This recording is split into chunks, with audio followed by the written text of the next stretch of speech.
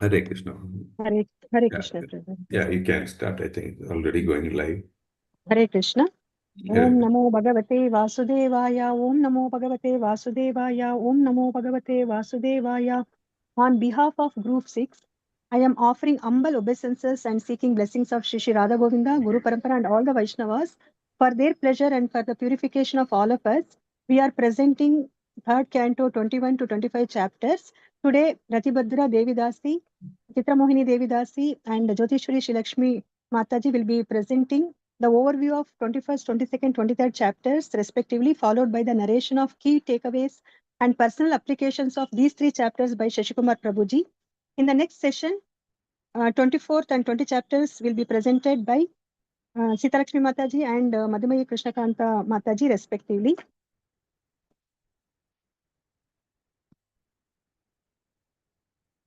So now I will be presenting Srimad Bhagavatam, Canto 3, Chapter 21.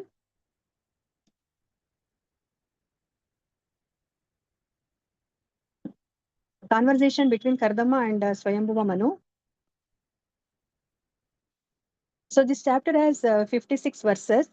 So it will take us through Vidura's inquiry on... Prabhuji, you can hear me, no?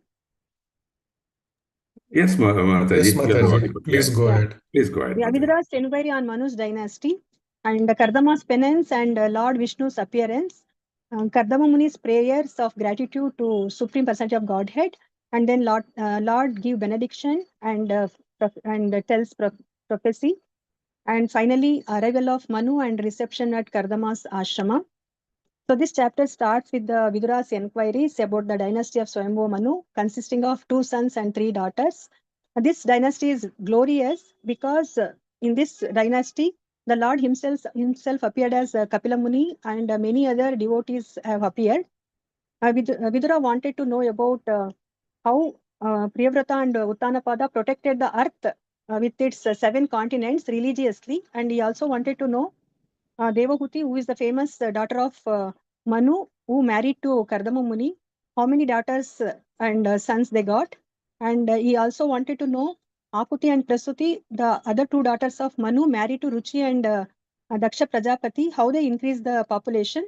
Inquiry into pure lineage like this inspires one's devotional service.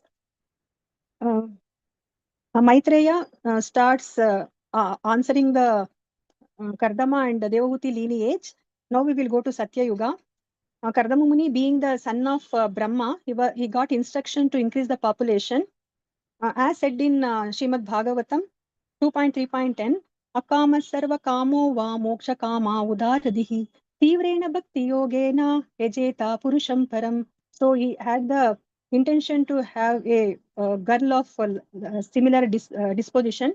So he thought of taking the shelter of Supreme Personality of Godhead. So he went to the banks of the river Saraswati, and he did penance for 10,000 years. Through the austerities, devotion, and by the Lord's mercy, Kardama Muni got the darshan of the Supreme Personality of the Godhead. The form which is visualized by Kardama Muni, it was as similar to the one which is explained in Veda. So it means like it is not imaginary. Lord was looking effulgent like the sun, and he was decorated with the yellow silk garments, garland with white lotuses and water lilies, adorned with crown and earrings, and his chest was decorated with Kaustuba and Srivatsa, and in 4 hands he has Shankachakra Gada and white lily. And the speciality of the form which is visualized by Kardama Muni is that the Lord was standing in the air with lotus feet placed on the shoulders of the Garuda. So what was the reaction of Kardama Muni after seeing this beautiful form of the Lord? So he felt very joyful, and his spiritual desire was fulfilled, and he felt that his eyes was perfected and successful. He offered obeisances, and he started praying the Supreme Personality of Godhead. He glorifies the Lord, saying that Lord's lotus feet serves as the only boat capable of crossing the ocean of ignorance.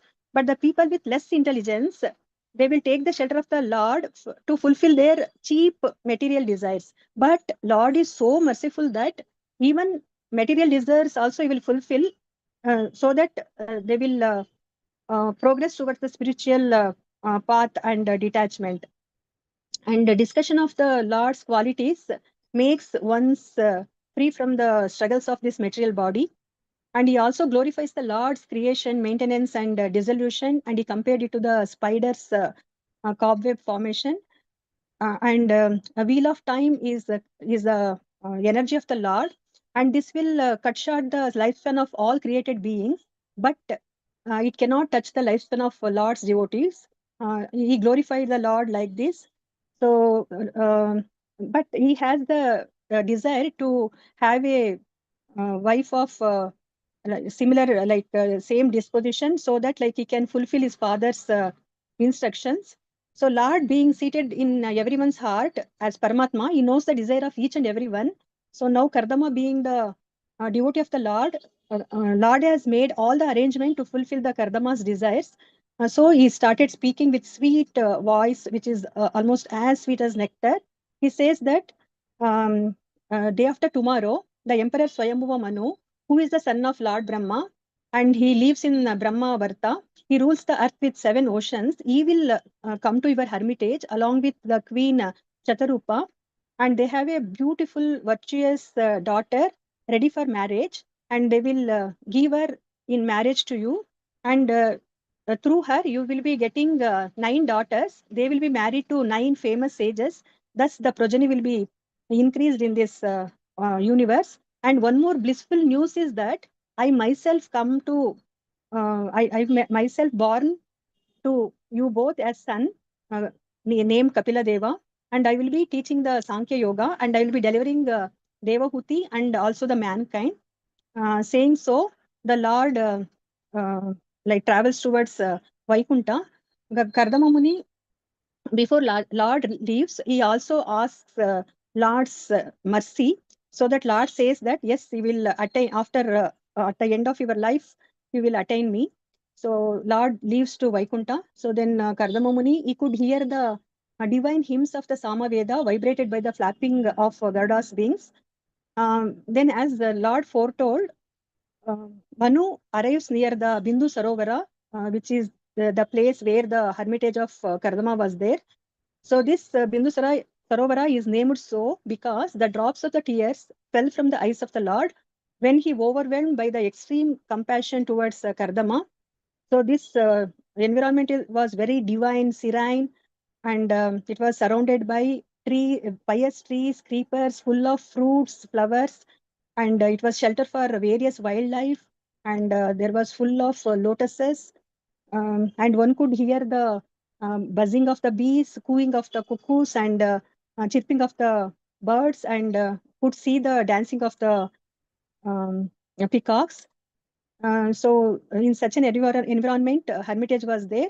So Manu got the darshan of Kardama at his hermitage, and he could see that he was tall, with lotus eyes, matted hair, clad in rags. But it was almost looking like unpolished gem. But it was not emaciated in spite of long penance. His body was shining brilliantly from because he has got the affectionate glance of the Lord, and he has heard the sweet voice of the Lord. Kardama Muni received the king with honor, and he glorified the king, saying that king will travel to protect the virtuous and kill demons. Whenever necessary, king will assume the form of various demigods like sun god, moon god, Agni, Vayu, Varuna, Yama, and Dharma to look after the living entities. If king does not tour, Varnashrama system will be destroyed by the rogues, and irreligion will increase. Saying so, the Kardama, even though he is Brahmana, he offered obeisances to Manu because the king will represent Lord Vishnu. Finally, Kardama says that for whatever reason you have come here, we shall try to carry it out without reservation. The Palashruti of all these chapters, that is all the 5 chapters, wherein we will come across the narration of Kardama Muni and Devahuti. If one hears with faith and devotion, they will be freed from all the material anxieties and attain pure devotional service. By this, I will be ending my presentation. Thank you very much. Kindly forgive me for any mistakes and bless me to progress in spiritual path. Hare Krishna, Krishna Krishna, Hare Hare, Hare Rama, Rama Rama, Hare Hare. So now we will be hearing the glorification of the Kardama Muni by Manu, and also we will attend the marriage of Kardama Muni and Devahuti. Now over to Chitra Mohini Devi Dasi. Hare Krishna. Hare Hare Krishna. Krishna. Please stand by for Kardamuni and Devavuti's marriage. Hare Krishna. The marriage of Kardama Muni and Devahuti. Om Namo Bhagavate Vasudevaya. Hare Krishna. To one and all. Mataji, slide 1. Let us explore chapter 20. Mataji. Yeah, yes, Mataji. Okay. Let's explore chapter 22 of the third canto of Srimad Bhagavatam. Okay. So this chapter beautifully describes the marriage of the great sage Kardama Muni and Devahuti, the daughter of Emperor Swayambhu Manu. It provides us with a timeless blueprint for how to balance material duties with ultimate goal of life, spiritual perfection. Mataji, next slide. The chapter begins with the Emperor Manu arriving at Kardama Muni's hermitage. Manu is not looking for wealth or political alliances. He is looking for spiritually advanced husband for his daughter, Devahuti, who is deeply qualified, virtuous. Kardama Muni had been ordered by Lord Brahma to populate the universe, so he was ready to accept a wife. So this shows the ideal Vedic system, marriage based on character, qualification, and a shared spiritual vision rather than superficial attraction. The next slide. Third slide, Mataji. Hare Krishna. Kardama Muni agrees to the marriage but sets a strict condition. He states that he will only remain in family life until Devahuti bears a child. After that, he will return to a life of full-time renunciation and meditation. So Emperor Manu and Devahuti accept this condition instantly. This highlights a crucial lesson. So Grihastha life is an ashrama, a spiritual training ground, not a permanent destination for sense gratification. Next slide, Mataji. With the agreement set, the marriage takes place. Emperor Manu gives valuable gifts, horses and elephants to the couple, demonstrating his affection. However, when the king leaves his daughter behind in simple hermitage, he sheds tears of love and separation. Even an emperor experiences human emotion, but his grief is elevated because he knows his daughter is safe in a home centered around the service of the Lord. Next slide, Mataji. So, what can we take away from this chapter for our modern lives is the first thing, compatibility should be based on spiritual goals, character, and values. Secondly, we see exemplary character of Devahuti. He was a prince, yet she gladly accepted a simple life of service to her husband. Thirdly, it reminds us that all material relationships are temporary phases meant to purify our hearts so we can eventually return back home, back to Godhead. ಹೊಸ slide ಹಾಕಿದ ಶ್ಲೋಕ ಅತಾ ಪುಂಬಿರ್ದ್ವಿಜಾಶ್ರೇಷ್ಠ ವರ್ಣಾಶ್ರಮ ವಿಭಾಗಶಃ ಸ್ವನುಷ್ಠಿ ತಸ್ಯ ಧರ್ಮಸ್ಯ ಸಂಸಿದ್ಧಿರ್ ಅರಿತೋಷಣಂ. The meaning of this shloka is the highest perfection one can achieve by executing their prescribed occupational and social duties according to the Varnashrama system is to please the Supreme Personality of Godhead, Lord Hari. The purport says that rather than seeking material advancement or artificial domination, the divisions of human society are naturally constructed to purify our consciousness and structurally align our daily work towards realizing the absolute truth. This verse of Srimad Bhagavatam also explains that perfection of life is attained when Krishna is made goal of our life. Irrespective of which ashrama we are in, how Kardama Muni perfected his life even in Grihastha ashrama, and Devahuti by serving the pure devotee Supreme Personality of Godhead, as her son, and she also got liberated. Last sixth shloka, Mataji. So to conclude, chapter 22 teaches us that whether we are in a palace or a hermitage, the center of our lives must be devotional service. By following the footsteps of Kardama Muni, Deva and Devahuti, we can transform our homes into holy places. Hare Krishna. So I say my thanks to Sri Radha Govinda Temple, Mangalore Kulai, and our temple president, Namanishta Das Prabhuji, who has given these online classes, is like a pitamaha for us for giving online classes. Srila Prabhupada, founder ISKCON Temple, for him the Ananta Koti Namaskaras, to all faculties, admins of our FT classes, to all Vaishnavas present here, and I give my special thanks to Shashi Kumar Prabhuji, who helped me in preparing slides, and Reena Mataji for sharing this slides here, and Sarita Mataji for she guides me in all the steps. So thanks to one and all. Hare Krishna, Krishna Krishna, Hare Hare, Hare Rama, Rama Rama, Hare Hare, Hare Krishna, Krishna Krishna, Hare Hare, Hare Ram, Ram Ram. Thank you, one and all. Hare Krishna. Hare Krishna, Prabhu. Hare Krishna. Thank you.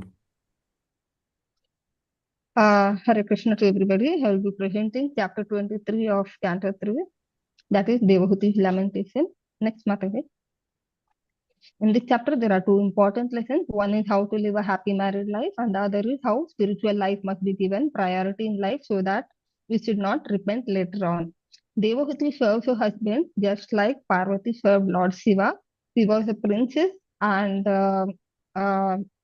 she chose her husband as Lord Shiva, who did not even have a house but was sitting under the tree meditating. In spite of being a princess, she undertook all kinds of hardship to serve him. Similarly, Devahuti also served Kardama Muni with love and affection, being chaste and faithful wife with intimacy, great respect, sense control, desiring a good for the husband, speaking sweet words sanely and diligently. She gave up all lust, pride, envy, greed, and sinful activities and vanity. Next slide, Mataji. Princess Devahuti had neglected her health and bodily comfort and had become very skinny, lusterless, dirty, with matted hair, and therefore her husband became compassionate. Kardama Muni had achieved the blessings of the Lord in discharging his religious life of Krishna consciousness. He offered them all to her because she was engaged in his service. By serving her devotee husband Kardama Muni, Devahuti shared his achievements. Next, Mataji. Devahuti knew that her husband was in a highly transcendental elevated position, so she was anxious to have a son by bodily union with the sage. Devahuti asked for arrangements to be made according to the scriptures to make her healthy, beautiful, and attractive for him, and also a suitable house for this purpose. Next, Mataji.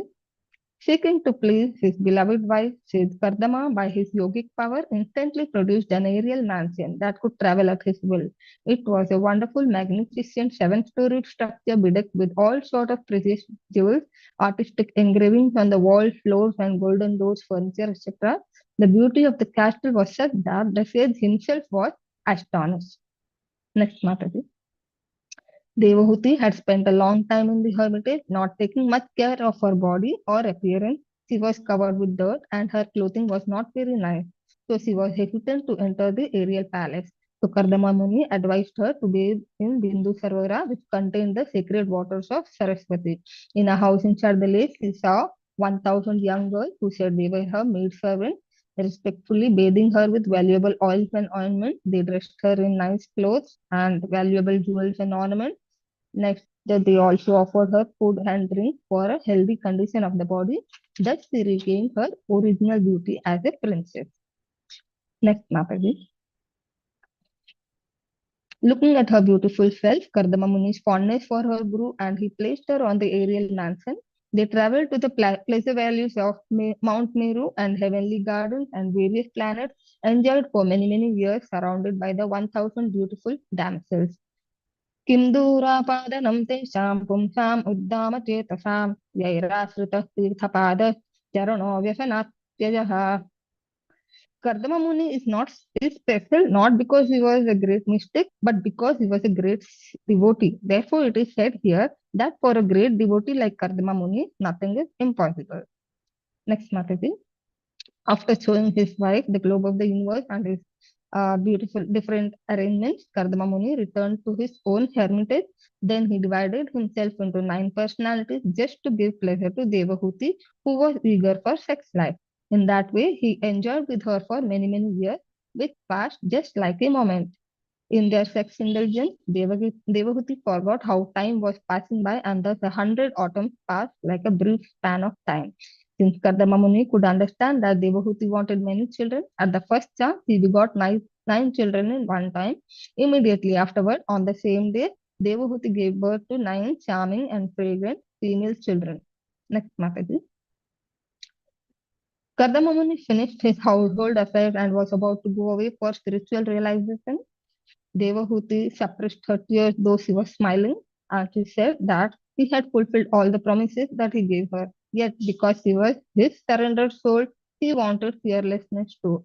Guru na sasyat, swajana na sasyat, pita na sasyat, janani na sasyat, daivam na tasya, na pitis tasyan, namo chayed yas samupeta mrutyum. As a wife, she was fully surrendered soul to her husband, and so it is the responsibility of the husband to give his wife fearlessness as her superior. She said, after the daughters find their own suitable husband and go away to their respective homes, he would be bereft of solace. Here, Devahuti is indirectly asking Kardama Muni to leave a representative so that in his absence, he might be relieved of her anxieties by a suitable son. This relief means spiritual instruction. The spiritual master cannot accept service from a disciple without awarding him spiritual instruction. That is the reciprocation of love and duty. She lamented that until then she simply wasted so much time in sense gratification, neglecting to cultivate knowledge of the Supreme Lord. Now she wanted something for her spiritual advancement. Next, Mataji, conclusion. Nehajat karma dharmaya na viragaya kalpate na tirthapada sevaye divan napimurtohisaha. Anyone whose work is not meant to elevate him to religious life, anyone whose religious ritualistic performances do not raise him to renunciation, and anyone situated in renunciation that does not lead him to devotional service of the Supreme Personality of Godhead must be considered dead, although he is breathing. Yajnarthat karmano yatra lokoyam karma bandhanaha. Lok, this is given in Bhagavad Gita. Work which does not lead one to the understanding of Krishna consciousness is considered useless. Hare Krishna. Thank you for your question. Please forgive me if there are any mistakes. Hare Krishna. Hare Krishna. Thank you, Mataji. Thank you. Hare Krishna. One more presentation is there, right? No, today I think it's all completed? Oh, very yeah, nice. Very, very happy. yeah. All on dot. I think it's the first group to finish on dot, no, if I'm right. Yes. Yes, Mataji. Very good. Extremely well presented. Time consciousness as well. So thank you so much for the lovely presentation. Anyway, open for doubts. So if anyone has Mataji, questions, we are not finished yet. Oh, that is. Prabhu, I thought you finished, Prabhu. Yeah. That's what I was thinking. Okay. Thanks Yeah. for it. Please go ahead. Okay. Yeah. Please, Prabhu. So just summarizing the chapters 21 to 23, it is just a comprehensive guide of essential lessons for new devotees like us and penances, and also the what are the lessons for us. So on this slide, we can see the chapter 21 summaries in 5 key events. Kardama Muni first performs 10,000 years of tapasya and to please Lord Vishnu. Pleased with his devotion, Lord Vishnu appears and before him on Garuda and grants him a divine vision so that he could see the Lord's glorious body and darshan he could have. So Lord Vishnu then assures Kardama that Devahuti will become his wife and that the Lord himself will later appear as their son Kapila. Soon after, Emperor Swayambhu Manu arrives with Queen Shatarupa and Princess Devahuti, fulfilling the Lord's promise. Thus, the chapter beautifully shows that sincere devotion attracts the Lord's mercy, whose plans always unfold perfectly. Now, coming to the what is that two key lessons for all the new devotees is this chapter 21 gives us two practical lessons. First, prioritize sincere spiritual practice over material desires. Kardama Muni desired marriage, but instead of pursuing it selfishly, he surrendered everything to Lord Vishnu and to his service. As a result, Lord personally arranged everything for him and he took care of all his needs. And secondly, we have to seek the association of saintly devotees. Emperor Swayambhu Manu personally visited Kardama Muni because he understood the power of sadhu sangha. Likewise, by associating with advanced devotees and engaging in chanting, hearing, and service, we can make the steady progress in Krishna consciousness. Next thing is on the chapter 22, 5 key points. This chapter beautifully demonstrates how household life becomes spiritual when centered around Krishna. First, Emperor Swayambhu Manu glorifies Kardama Muni's saintly qualities and respectfully approaches him. He then offers his daughter Devahuti in marriage. Kardama accepts marriage proposal on one condition, that's after fulfilling his duty of begetting children, he will return to a life of renunciation and the devotional service full time. So after the sacred marriage, Manu bids an emotional farewell to his beloved daughter. Finally, although ruling a vast kingdom as Chakravarti, he is an ideal devotee he remains as ideal devotee by constantly hearing and glorifying the Lord. This chapter 22 teaches us to perform every duty with humility and attachment. So here are the two essential lessons for our spiritual life. First, execute our responsibility with a spiritual purpose. Kardama Muni accepted family life not for personal enjoyment, but as a service to the Lord. Likewise, our work, family, and daily duties become devotional when we center them around Krishna. Secondly, practice uninterrupted remembrance of Lord Krishna. Emperor Swayambhu Manu remained fully Krishna consciousness even while filling his kingdom. This example reminds us that true devotion is an internal state nurtured through daily chanting, hearing, and Srimad Bhagavatam and offering every action of ours to the Lord. Coming to the last chapter, chapter 23, here it highlights how sincere service attracts both compassion and spiritual realization, again in 5 important points. Devahuti serves Kardama Muni with humility, dedication, and self-control, despite living a life of austerity. Deeply moved by her devotion, Kardama fulfills his promise of creating magnificent flying palace where they travel throughout the universe and enjoy celestial opulences. Yet, after experiencing all material pleasures, Devahuti realizes that lasting happiness does not lie in enjoyment, but in spiritual knowledge. She turns to Lord Kapiladeva with genuine repentance and a desire for liberation. So this chapter 23 teaches us the material enjoyment is temporary, but sincere devotion ultimately awakens the soul longing for Krishna. So coming to the two key lessons for the new devotees from this chapter. First, perform unselfish, loving service without expecting anything in return. Devahuti served Kardama Muni with humility, patience, and devotion, and her selfless service attracted both his compassion and the Lord's mercy. Second, transform all material attachments into spiritual connections. After experiencing every material comfort, Devahuti realized that worldly pleasures cannot satisfy the soul.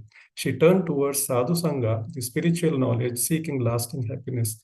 The lesson for all of us is clear. Sincere service and association of devotees gradually purifies the heart and leads us towards the Krishna and the ultimate liberation. Thank you, everyone. Hare Krishna.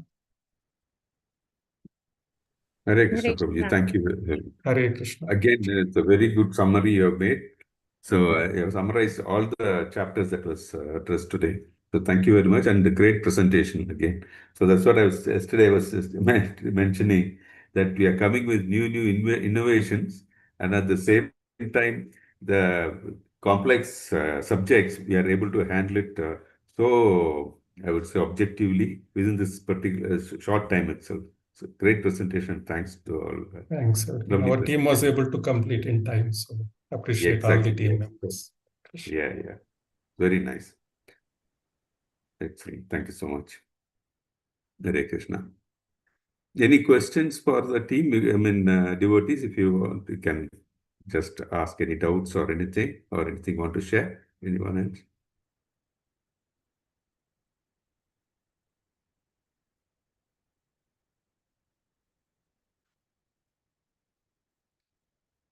Yeah, thanks, Prabhu. I think there is no questions also. Thank you very much. And this excellent teamwork. Thank Hare you, Krishna, Prabhuji. Prabhu. Hare Krishna. Every team members, thanks to every team members. And all of you, Prabhuji, for coordinating. It's wonderful. Thank you. It's a Thank you pleasure. so much for guidance, Prabhuji, Shashikumar Prabhuji, and cooperation from all other Matajis. Thank you so much. Hare Krishna. Hare Krishna. Yeah.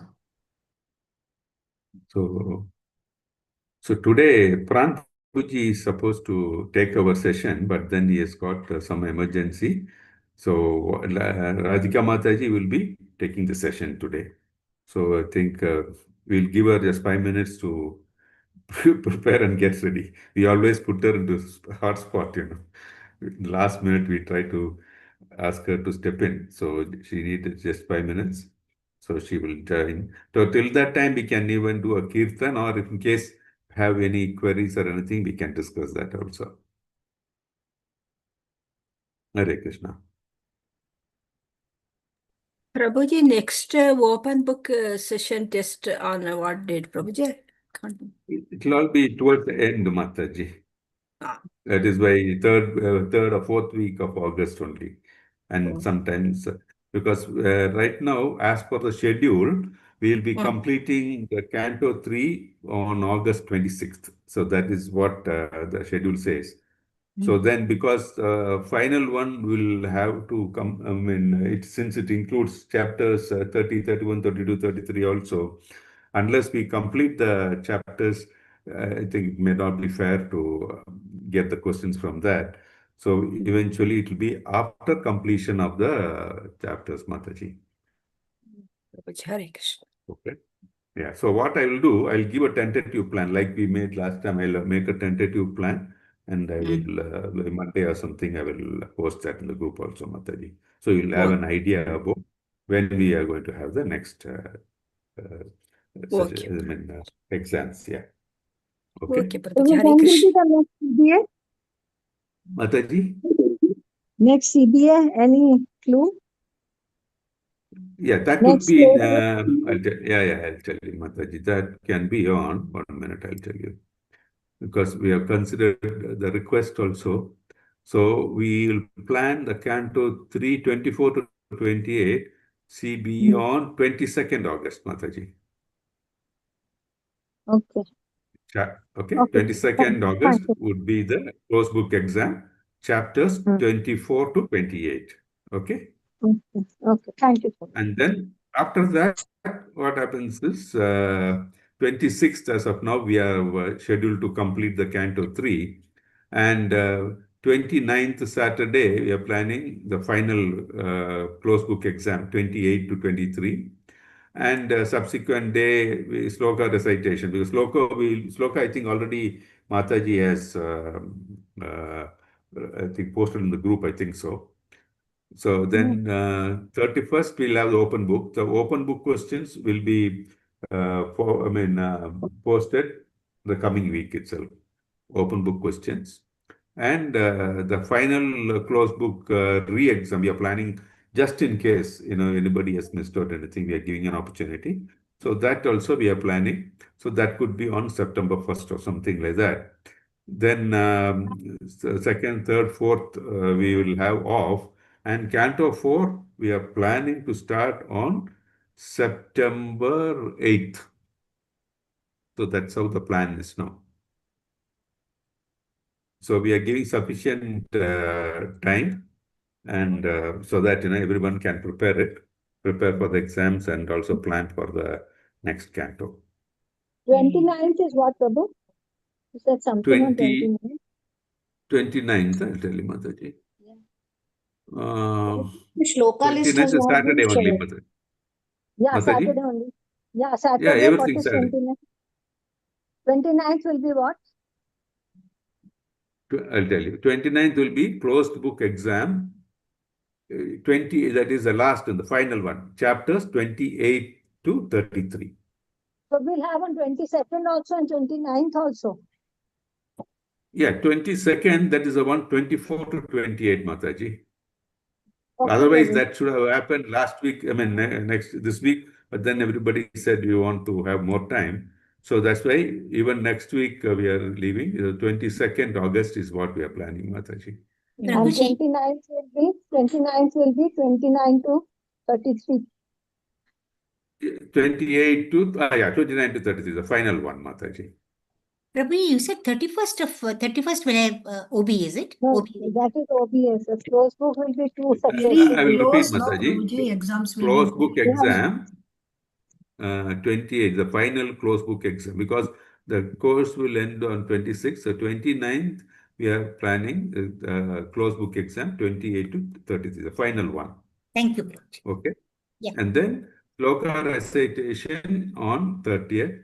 Then open book on this 31st. And for the sloka and open book questions, we'll post it in the next week itself. So you'll have sufficient time for that.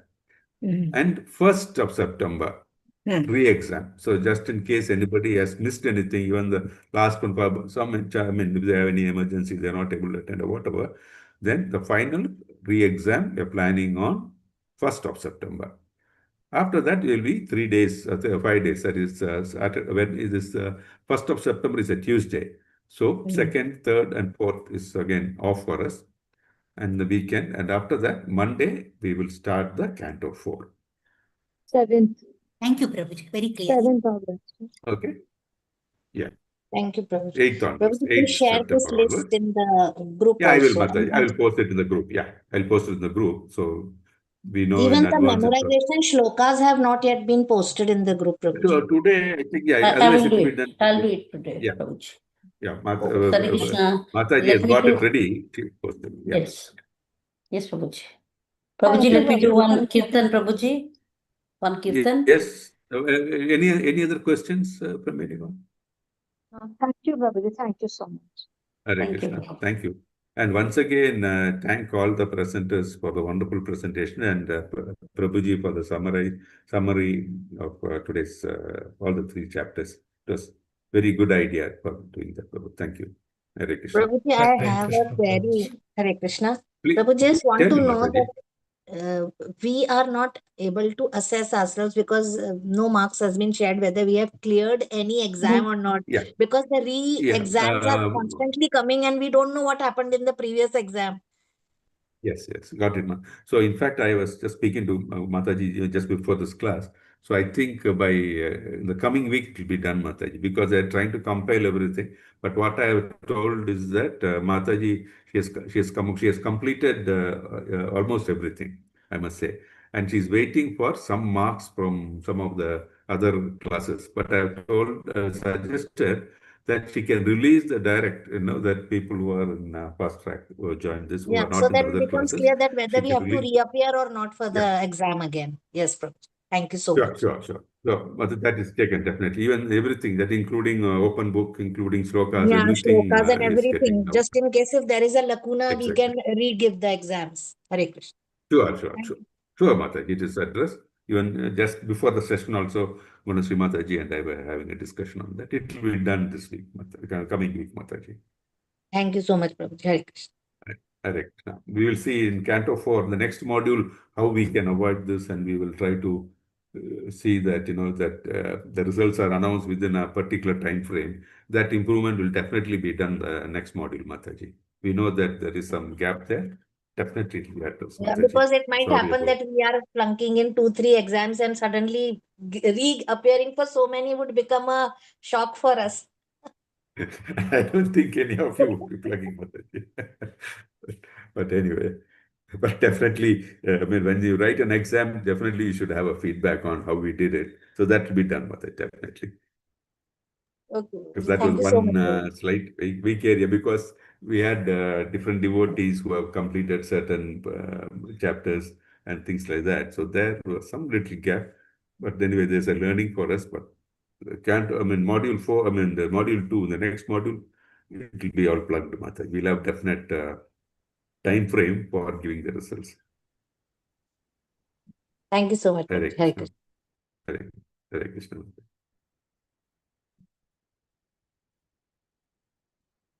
Now, good to go in just 1 minute. Huh? Yes, Mataji.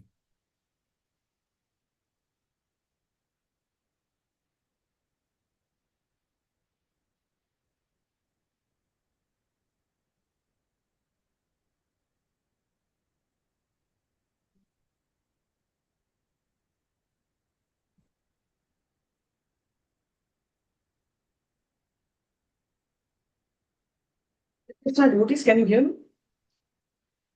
Hare Krishna Mataji. Yes, Mataji, we can hear you. Okay. Usually, I go ahead on the chapter and prepare, at least parallelly, if not early.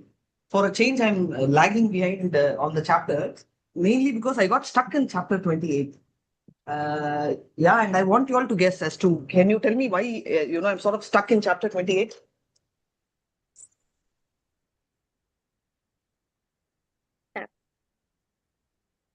Hare Krishna Mataji. Mataji, because there is a beautiful description of Krishna's face, Krishna's feet. Very nicely. Shubhamai Mataji seems to be knowing in and out of me. Let me just replace Mohandas Prabhu's spotlight on me. Hare Krishna.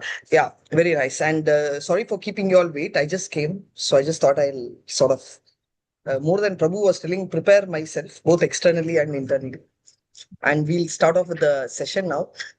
What Mataji said was so nice, right? It's also because before I start the chapter, sometimes we are very judgmental, right? Yes or no? Yes, Mataji. Right. I think I just realized that I was judgmental among the transcendentalist also. Earlier also I had told you that in Bhagavad Gita, the chapter 6 was something which was like not my comfortable favorite chapters.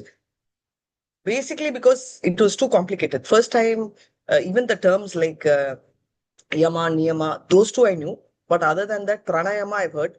But other words were very complicated for me, right? Not only in level 1, until even level 3.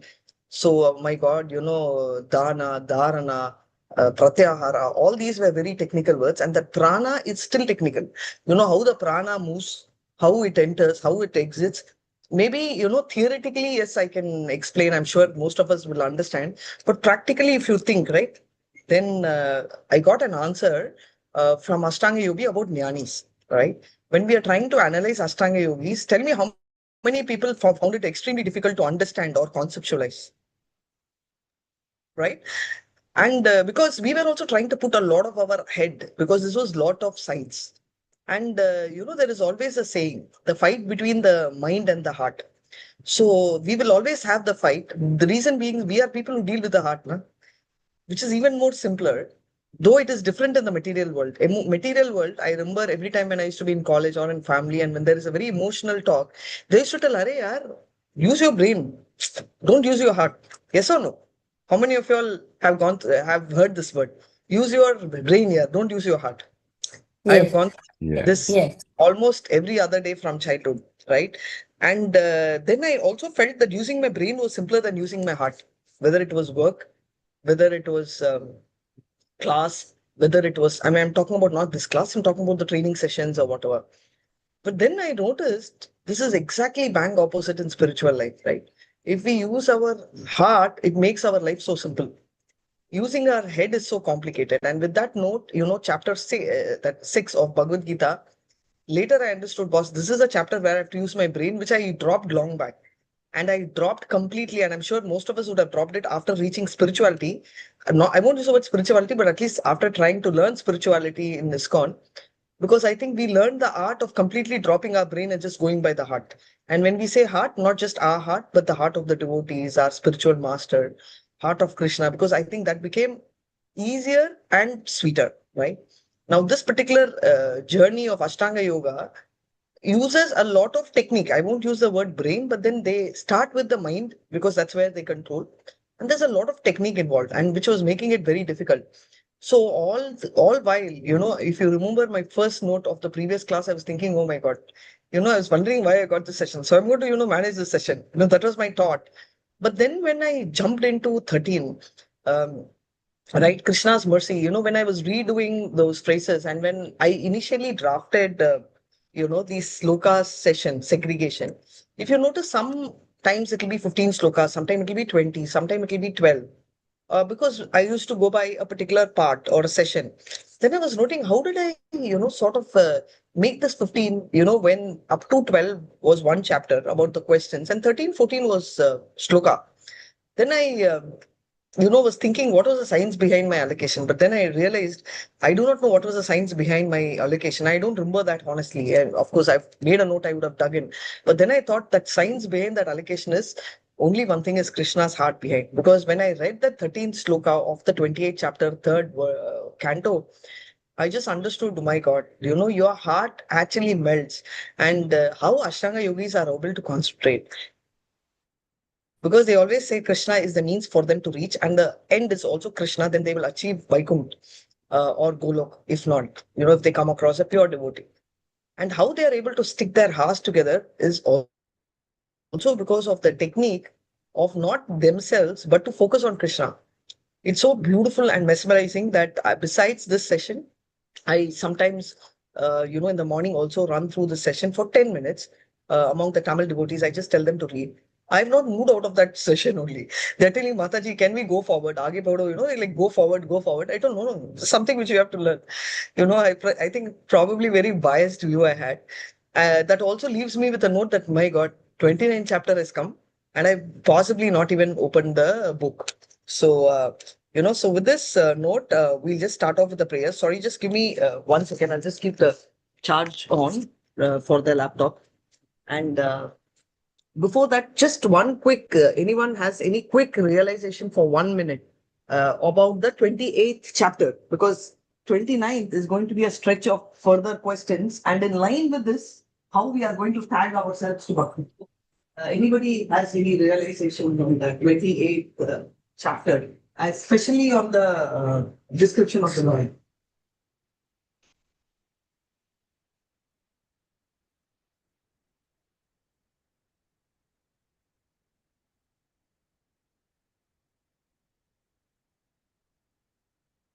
Go on. Nobody has a view. Otherwise, Prabhupada would have not written pages, hours, sessions on the 28th chapter if it meant nothing to us. Because he's never interested in teaching us theory. Yes or not? Yes, Mataji. So what is the science behind? What do you feel? How was your feeling? When you read these verses. Right. How we control our senses, how we Okay. can defeat Maya, and how in doing this we need the help of Krishna. When we keep our mind fixed on Krishna, then only Krishna is going to be helping us to cross this material wall. And Okay. though we have material wall, still this material wall will not affect us. We'll be transcendental. Very nice. And how was the feeling of reading the main set of slokas about the description of the Lord? Lord, especially the teeth, Mataji. The teeth just mean like that was very nice explanation. It really took me just mean like very small buds like that. So his teeth was very nicely described. So his eyes and his smiles. When the devotees when they have thousands of problems, oceans of tears coming, but when they see the smile of the Lord, they can forget all the problems. Very, So very nice. In fact, I had this question in the morning and I'm going to ask you all. See, there's this particular shloka which we were revising, I think the 33rd shloka, which talks about, I think this is a point which he took, with the eyebrows of the Lord when we meditate, obviously the teeth and all that coming in, smile. Right. There is a very beautiful version that even maybe I should take the translation part shortly along with the, verse. Obviously there is the saying that completely they forget, right? That is the who forgets the Kamadev, the Cupid himself forgets. Do you recall that verse? The Cupid yes. himself forgets, and content of the verse rather. The Cupid completely forgets about the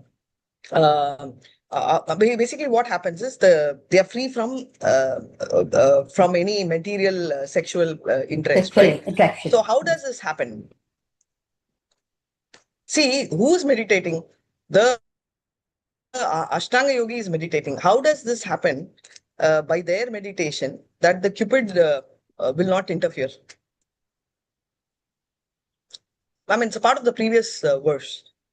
I mean, this just struck me because this was a question which came up in the morning session when I was taking for the devotees. So that's why I wanted to ask you all, how do you think would have happened? Yeah, I can remember about Ramanujacharya saying that when he sees the smile of Krishna, the eyebrows of Krishna is so attractive that even when he thinks about the sex life, then he feels like spitting on it. So that Very is nice. So this is something which that was an example which was given, very nice. So when he thinks of this, then obviously he feels like spitting, which is beautiful thought. But the text content, and thankfully the content is here. So let me just share.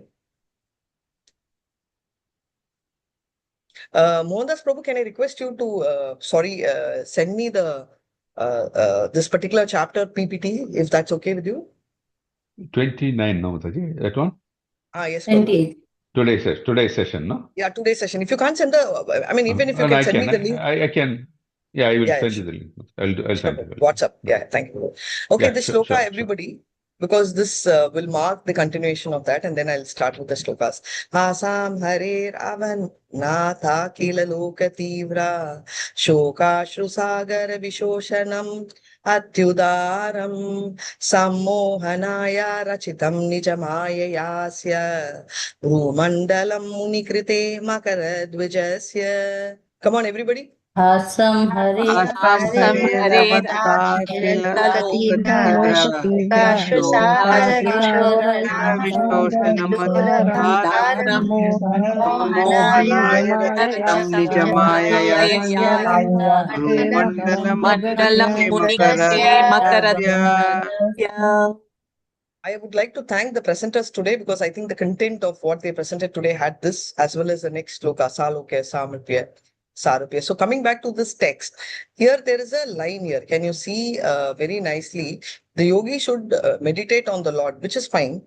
And by doing that, the ocean dries up, which is also fine because I'm not sad, right? When I'm thinking of the Lord, most of the time my pain goes off because I'm diverted, which is fine. By the eternal, in order to charm the sex god for the god of sages, why should the Lord charm the Kamadev? And how will that be for the good of the sages? Can someone explain that? And that was a question in the morning. Is my question clear? Mataji, yes, Mataji. I would just say it very simple, like commonest, I can't use big terminologies. Just simply what I understand is that Kamadev's basic function is to lure us into engaging with, giving into sexual desires. And the sex desire is supposed to be the hardest to overcome among all other material desires. So when we are meditating on Krishna's arched eyebrows, then Krishna charms the sex god so that Kamadeva is no longer engaged in trying to lure us into gratifying our senses related to sex. And therefore, it is good for the sages because when you engage in any material desire related to any sex, in one of the Gita verses, it says even one of the senses, if you are given to it, then it's a fall. So then that way the sages are prevented from falling. Very nice answer, but what does this line mean?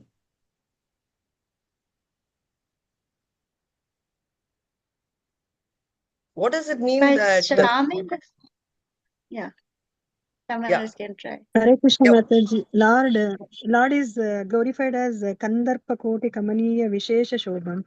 So like he is so much attractive that so like sages will be attracted to the Lord rather than the what is this Madana, that is Kandarpa, single Kandarpa. Very nice, which is fact, right? So not only the sages are getting attracted to of course, the sages are attracted to the Lord, applies to us also because we also get attracted to the Lord, we engage, which is perfect. I'm not denying it. But then his internal process in order to charm the sex god for the good of sages. So they're talking about not the sages. Whatever you're telling is perfect from the sages' point of view because they're engaging in the Lord's service and therefore they are not getting diverted. But here they're not talking about the sages. Here they're talking about Krishna's Yoga Maya is charming the Kamadev. And that is for the good of the sages. How? How could that be? Mataji, based on progeny, Mataji, like for example, Vedavyasa was born to Parasara Muni, no Mataji. So he is also like great scholar, no Mataji. So their progeny, because their thoughts are immersed in the devotional service. So they will give rise to Krishna consciousness child, so that for the welfare of society, Mataji. That is a very nice, different way of thinking. But Ashtanga yogis here, majority of them, when they are focusing, they are not going to be involved physically at all. Because at that type process, if you see, there are two levels of process, right? We have whatever you said is very, very true for Jnana yogis. But here we are talking about Ashtanga yogi, where we have two levels, right? We have yoga. What are the two levels? I'm not going to give you all. What are the two levels of Ashtanga yoga? Yoga Ruda. Ruksha and Yoga Ruda. Right? Okay. Yoga Rukshu and Yoga Ruda. Which is the beginning stage? Yoga Ruksha. Yoga Rukshu is the initial stage, right? So then you become very rude. Yoga Ruda, you drop the basics and get into it. I was just thinking that I hope I had marked anything on my book. And I just realized that my book is plain. Because initial days I used to feel, because my mom never used to allow me to mark in the books when I was small. And then I never liked to mark because we rarely used to study. School time. So I refrain. And then I remember Aishwarya Mataji started telling, she was telling me once, no, marking in the book is like decorating the Lord. So you can mark, but of course with a lot of respect and all that. So I used to keep a highlighter after that. And then I realized, oh my God, that means this is long drawn early reading. Okay, all your answers are right. Now coming. One second, shall I try, Mataji? Yeah, just can I finish? After that, you can try. Thank you. Yoga Ruda stage. When you're talking about Yoga Ruda stage, you're in an advanced stage. Wherein, when you're in an advanced stage, it means that you're already materially detached. Yes or no? Yes. Yes, Mataji. So they may not even try to get married and have a progeny. Many of the Ashtanga yogis, at least to the extent I understand, most of the Ashtanga yogis which our acharyas have told, predominantly go and do. Right, so they are largely sannyasi, not just muni categories, but they will also be sannyasi categories who will never involve themselves in the grahastha ashram. They will probably be doing Ashtanga yoga completely, and they will give. So even assuming they were married, but the time when they start off with the yoga ruda stage, advanced stage, they are completely clear because they are talking about how they can focus.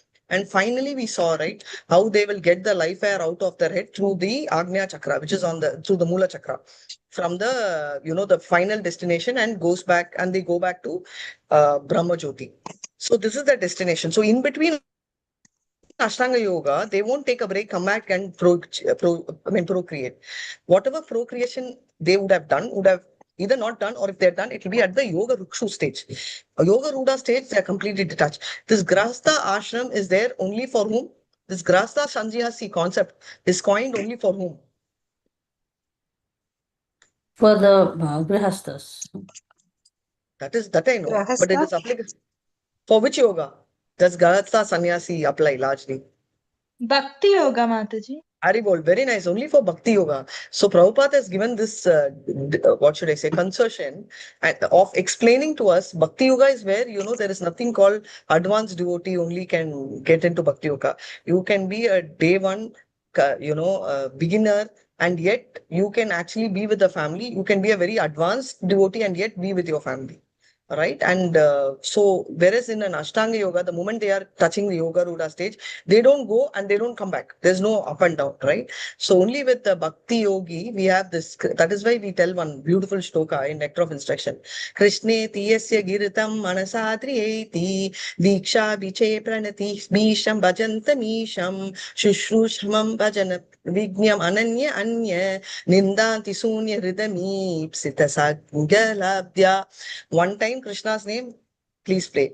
Second, that is basically Kanishta Adhikari. Madhyama Adhikari, you fall, you literally, give a lot of respect, right? Like the first level also. What? Krishneti Yasya Giritam Manasadriyeti. Like one time at least, when you see them, even if you can't go, mentally you pay obeisances. Diksha Biche Paranati Shivam. Diksha means Madhyama Adhikari. Bhajante Misham, like fall on them. Shushrusham, that's all. Do seva only, like totally flat. Spiritual master or the sages. That should be your bhava. Why? Because at every level, the person has a direct connect with the Lord. Here, there is a classification. Yoga Rudu means this is the work. Yoga, whereas if you see advanced yogi, you, me, beginner, everybody, right? Whether it is the level 1 student or whether it is Namanishta Prabhu, everybody does chanting. Yes or no? Advanced or primitive? Prabhupada also does chanting with his beads. So the strategy is, the depth could be different, but the process seems to be more or less similar. But whereas Ashtanga Yogi, you may tell, Mataji, isn't the process similar? Not really, because Ashtanga Yogis in the initial stage work on the family, work on the karmas and all that. Only then they come to the Yoga Ruda stage. And once they come to the Yoga Ruda stage, everything in the past is given up. They don't do anymore. They believe in typically Neti concept. Now, I think there was one Mataji who wanted to try, and I just wanted to answer her, Mataji. That's why now you can answer this one. Yeah. Yes, Mataji, please go ahead. Hare Krishna Mataji, I felt that to give the challenges to the sages, Lord has created the Kandarpas. So how much they can control their senses. So it is challenge for them. So it is good for them, so that they can control senses and they can meditate on the Lord's okay. each individual part. Sorry, correct me if I'm wrong. This was a very similar answer given by the previous people also, or was it different? The answer is very nice, but was it very similar to others? Yes or no? Or am I feeling like that? Is it different? There's a small difference. Sorry. What you're telling is the Lord is testing the Ashtanga Yogis. Is that right, Mataji? Yeah, yes, Mataji. He's giving challenges, actually. Challenges, okay. So how much they are controlling their senses, to know how much they can control their senses. Then only they can progress in this path. Very, very beautiful thought. Very nice thing. But tell me one thing, who tests? Does the Lord test or Maya test usually? Yeah, through Maya only Lord will be testing. Through Maya only tests. Lord is all merciful, all love, all kind, right? He is not engaged in testing and all. Through Maya and all, he doesn't tell Maya. He gives power of attorney to Maya. And the power of attorney, sometime instead of behaving a little bit, it will behave too much. Lord has never told Maya, test my devotees. Level 1 devotees test. Level no. Has the Lord ever given, have you ever read anywhere the Lord instructing Maya, level 1 devotees test, level 2 small test, level 3 no test? Huh? Yes or no? Have you a book? No. So the testing is from our mind. So let's go back to that particular verse. It means that it's internal potency in our, Mataji, Hare Krishna, I will add one point here, Mataji. I heard thing is, first of all, we won't face our karma only. In that only we will fail. Second thing is the Maya test. As if that our Haridas Thakur made no. The third is the Krishna. We have not yet in that thought. We fail because of our own karma only, Mataji. These are the key stages Yeah, that's nice. But this is sort of diversing our topic. So I'll come to the main topic. What I was asking, thank you, Mataji. But anyway, what I'm telling is Maya. We're talking about Maya testing. Now, the point is, we will leave Maya testing or Krishna testing. But my core, what I wanted to tell is Krishna is never interested in testing. Krishna is all possessive. You love me, I love you. Simple, very straight, right? There's no complication at all. See, I love 4 people. Tell me honestly, how many of y'all will appreciate if your husband comes and tells? Honest answer. That I love someone. I love you a lot, but little bit I love my secretary also. How many of you will like it? No laughing. Tell honestly answer. No one will like it. I don't think little bit only, little bit only. You only so much. No laughing and all. Don't give me answers like the way I do. I do he kind. Know that answer. Properly open your mouth and talk. We won't like it. I won't like it, Mataji. No appreciation for love. We get very upset. We get very angry. Yes or no? Reactions can be different. Someone may throw the knife. Someone may throw a pot. Someone may cry. Someone like me will swallow the pride, not ask, but bite my teeth. And I'm just telling you, reactions could be different, but the feelings continue to be same. Agreed? Yes, Mataji. Okay, now I want to take it to the Prabhus because I don't want to leave the Prabhus behind. Prabhus, I want you all to answer. How will you all feel if the wife tells, Prabhu, I love you 99%, but I have a new joined employee in my office. I just like him 1%. Tell me, Prabhu, how much you all will feel? How will you like? No, only 1%? Wow, no problem. Why don't you like 10%? How many Prabhus will tell that? Prabhus, please speak. No one would do that, Mataji. Gussa will No come, one would burning. Ulcer will come, no, Prabhu. Surely. For all of us. Right? We don't know what will come, but definitely. Prabhu is very nice. Prabhu is not even able to imagine the thought. But tell me one thing. All I want to ask No is, need to do he the can't job. Come even. back. Very nice. I was waiting for that. No need to do that job. But you will not like, right? Even after she comes back, our eyes will be at the mobile to what she is messaging, what is she doing, and all that. So every time my daughter tells me also, right? I still remember. She'll tell, Mama, Papa is speaking like that. I don't know why whom he spoke like this. You know, when she was small, I'll tell, cha, not like that. Ma. Papa is dealing with this. Outside, I will tell. But inside, my brain will be thinking, "Kaun hai?" Okay, I think it's more or less. I never used to share also initially because I used to feel, maybe my brain only is thinking very dirtily. But then invariably, most of my friends said, Achi, no, your brain is thinking straight. Our brains also think straight. If we don't think only, there's a problem. They said, right or not, I don't want to debate on that. But the fact is, this is what we are. But tell me one thing, when we are like that, why is it we are expecting Krishna alone? Krishna, I will love everybody. I will love the demigods also. I will love my family also. I will love everybody in the world. I will also love you little bit only, but you should love me 100%. Is it fair even for us to think? Forget about asking. No. Never thought in that angle, Mataji. But I want you to think now. That is why. Not the heart, we are telling. Right? Absolutely. We are doing that only, no? Yeah.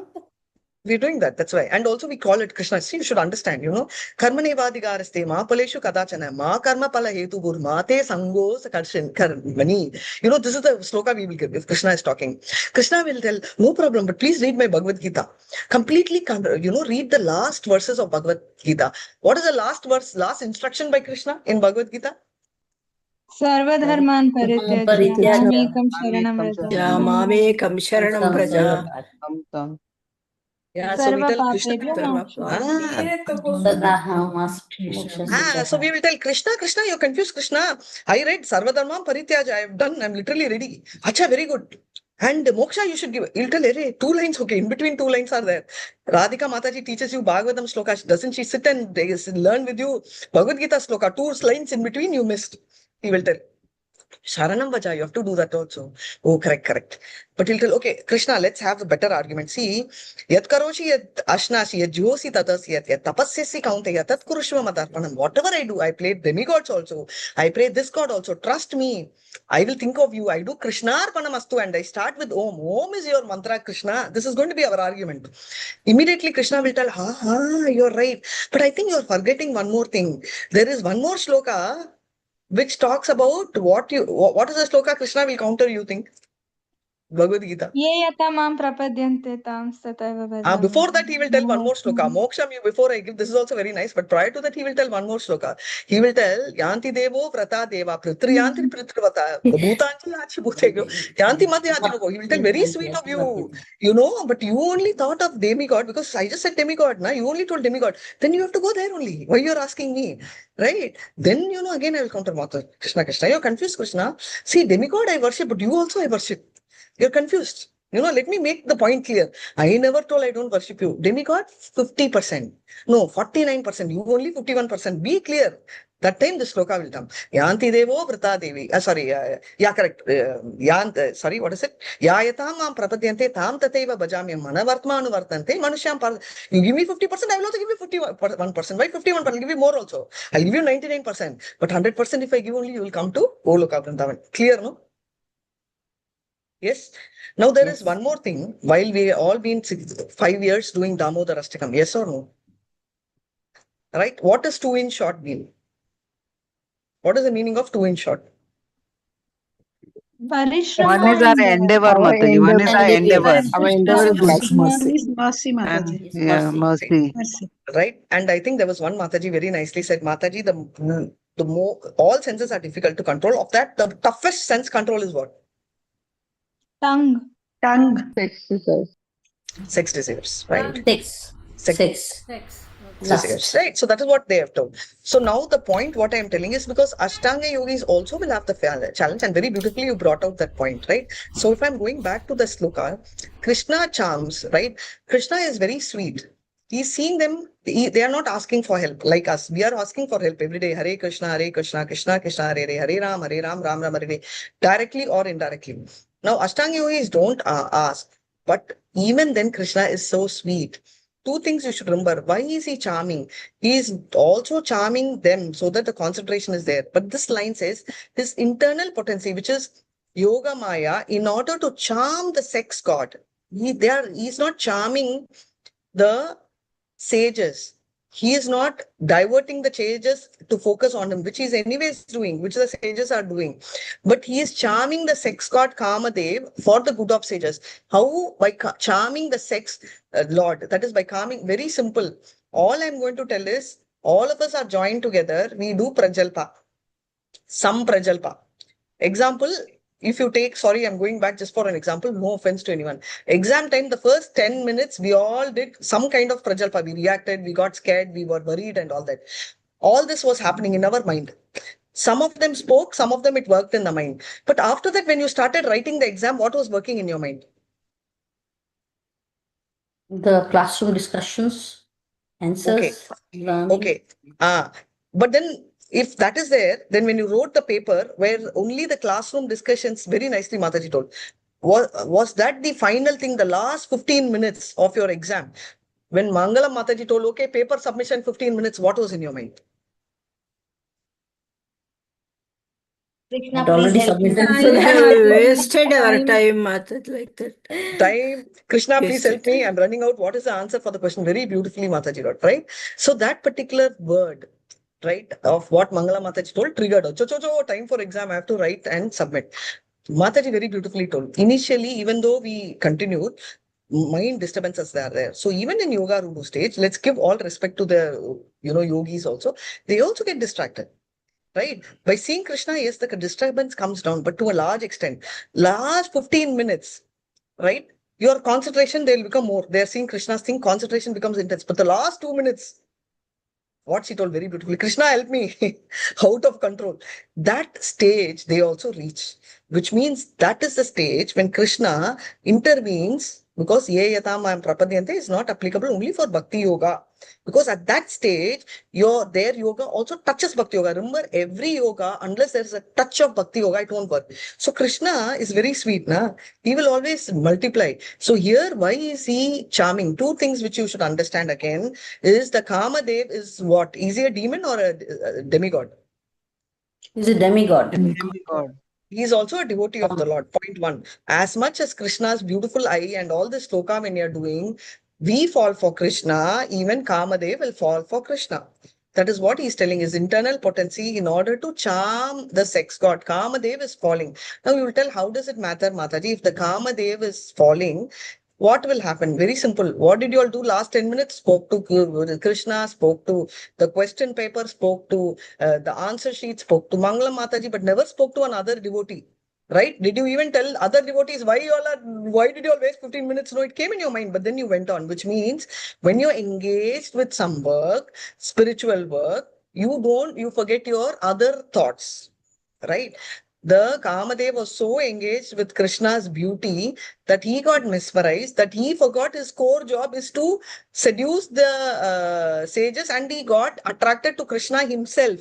It is not sages' control. It is Kamadev it is most of the time we think it's our control. It's not our control. Here also there is Krishna's intervention, where Krishna completely got him carried away by Krishna himself, that Kamadev forgot that he had to seduce the sages. Now you understand. In order to charm he's focusing not only to get the sages to focus on him, but he wants to charm the Kamadev. So the Kamadev will get focused on Krishna, and he will forget to disturb the sages, and sages can do Ashtanga yoga peacefully. Krishna's strategy, how it is?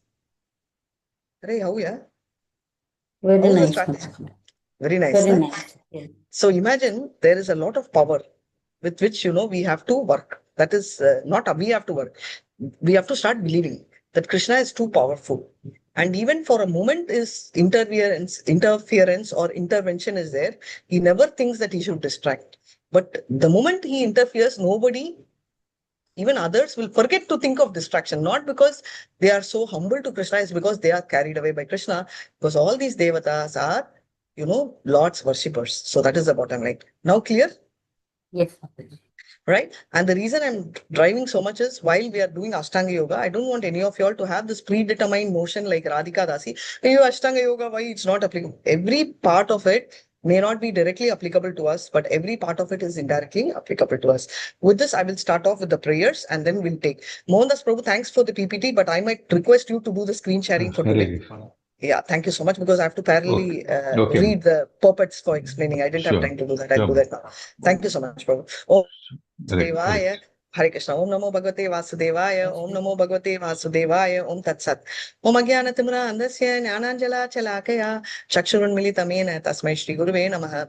Shri Chaitanya Manobishtam Sthapitam Yena Bhutale Swayam Rupa Kadamayam Tadati Swapadatikam. He Krishna Karuna Sindhu Deenabandho Jagatpate Gopesh Gopika Kanta Radha Kanta Namastute Tapta Kanchana Gaurangi Radhe Vrindavaneshwari Vishabhanusute Devi Pranamami Hari Priye Vancha Kalpatarubhyascha Kripa Sindhubhya eva cha Patitanan Pavanebhyo Vaishnavebhyo Namo Namaha Nama Om Vishnu Padaya Krishna Prashtaya Bhutale Srimati Bhakti Vedanta Swami Niti Namine Namaste Saraswati Devi Gauravani Pracharine Nirvishesha Shunyavadi Paschata Desatarine Jai Shri Krishna Chaitanya Prabhu Nityananda Shri Advaita Gadadara Srivasadi Gaura Bhakta Vrinda. Come on, everybody. Hare Krishna, Hare Krishna, Krishna Krishna, Hare Hare, Hare Rama, Hare Rama, Hare Rama, Rama, Rama Hare Hare Hare, Hare, Hare Krishna, Hare Krishna, Krishna Krishna Krishna, Krishna, Hare Hare Hare, Hare, Hare Rama, Hare Rama, Rama Rama, Hare Hare. Om Tat Sat. Yes, let's start with the first sloka, and we are entering into this chapter of explanation of devotional service by Lord Kapila. Now we'll be wondering, oh, Kapila came to talk about Sankhya philosophy.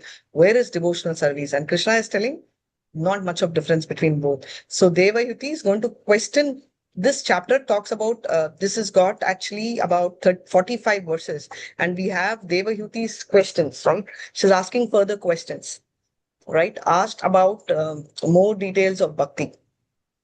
She's talking about more details in terms of what, we'll see what question she's going to ask, which is going to be the fifth question. Besides her previous four questions, she's going to also ask the sixth question of what is the nature of time. And she's going to ask about the cycle of birth and death, which is more important. Before further answers, always we talk about glorification. Likewise, she's going to glorify Kapila, which we will see here. And 8th and 10th verse is talking about performance of bhakti in three modes. We've also read this in Bhagavad Gita, and it's probably a recap of that. Then 7 to 20, Kapila will talk about the various classes of bhakti. Like we've read this, right? Mode of ignorance, mode of passion. We're going to cover all that. Mode of goodness and the various angas of bhakti for purification, right? Typically, we will just barely cover this one. And this, after this, the rest of the chapters, 19 and 20, they're talking about how do we practice them. And mainly, what is the obstruction? We are seeing offenses, right? If we disregard, Krishna, that is Paramatma in Jivas, hate or criticize others, is deity worship, everything becomes a failure. It's because deity worship is nothing but Krishna's worship, right? It's like is Krishna himself. So if you're insulting the deity's worship in any way, then, it's not worth. And the analogy which is going to come, all of that, the other teachers will take up. Further, they are also going to talk about the, Pancharatrika Vidhi of how it is to do, how one should do Swadharma, and also how, one can see Paramatma in everybody and the Lord in everyone, and how the various gradations of the Jivas, right? How Jivas talk about how they move from how we all started and our journey to pure devotees. That's also very interesting. And basically the final answer, not final answer, but for the question 6, which talks about what is the nature of time, right? So how can you make best use of that time? So all this is getting covered. So very important chapter for practitioners like us, because this is going to help sadhana. So right now we're going to start off with the questions. Yes, Mataji, can you please May I read, start? Mataji? Yeah, please go Translation? ahead. Yes. Yeah, Devahuti? first one alone shloka, after that only translation. Thank you, Mataji. Okay. Sure, Mataji. In my book, it is texts 1 and 2 actually. Anyway, Sure. Devahutiruvacha लक्षणं महदादीनां प्रकृते पुरुषस्य च स्वरूपं लक्ष्यते मीशां येन तत्पारमार्थिकम्. There's more, no? Yeah, complete. Two also. यथा सांख्येषु कथितं यन्मूलं तत्प्रचक्षते भक्तियोगस्य मे मार्ग ब्रूहि विस्तरशः प्रभो. Hare Krishna. Devahuti inquired, "My dear Lord, you have already very scientifically described the symptoms of the total material nature and the characteristics of the spirit according to the Sankhya system of philosophy. Now I shall request you to explain the path of devotional service, which is the ultimate end of all philosophical systems." Hare Krishna Mataji. Right. There are one thing which we should. Hare Krishna. So there is this particular very beautiful. Thanks for nice reading. Others kindly go on mute. Already I'm having a challenge trying to parallelly learn and teach all. So now we are talking about. So we are talking about the feeling, right? So Prabhupada always says philosophy and spirituality, religion should go hand in glove, because religion without what is religion without philosophy? It is fanatism, right? And philosophy without religion is. Do you remember what Prabhupada used to tell about this? Sentiment. Sorry? Mental speculation. Excellent. Mental concoction. Absolutely, mental concoction. Because if I'm only trying to analyze, like how I was telling, Ayuyo, Anga, Chucho, we were all doing that. If you see, unknowingly, we'll be telling Mataji, we don't do, we are devotees. Very nice. But unknowingly, we are all stuck up in our head, because the word very clearly talks about Krishna is charming the Kamadev, right? But we never touched the Kamadev at all.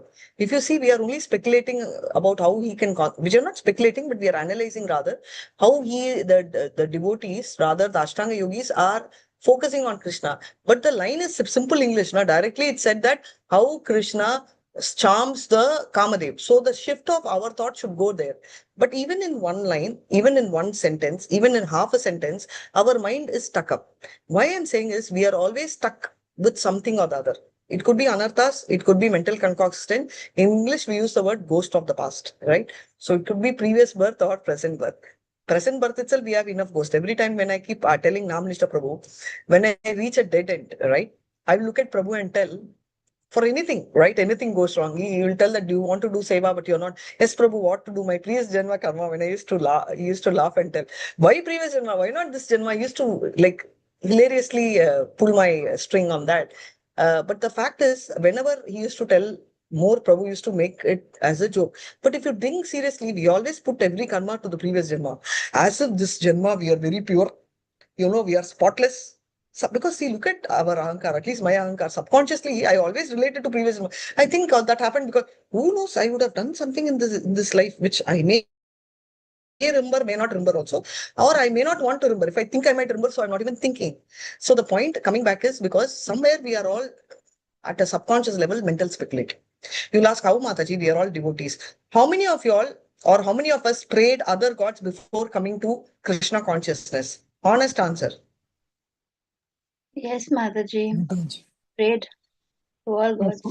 Yeah, so we've been bhakti many gods, demigods. Yeah, when we have come here, we are doing bhakti yoga only 5 years, right? To consider the name of Lord Vishnu to be equal, right?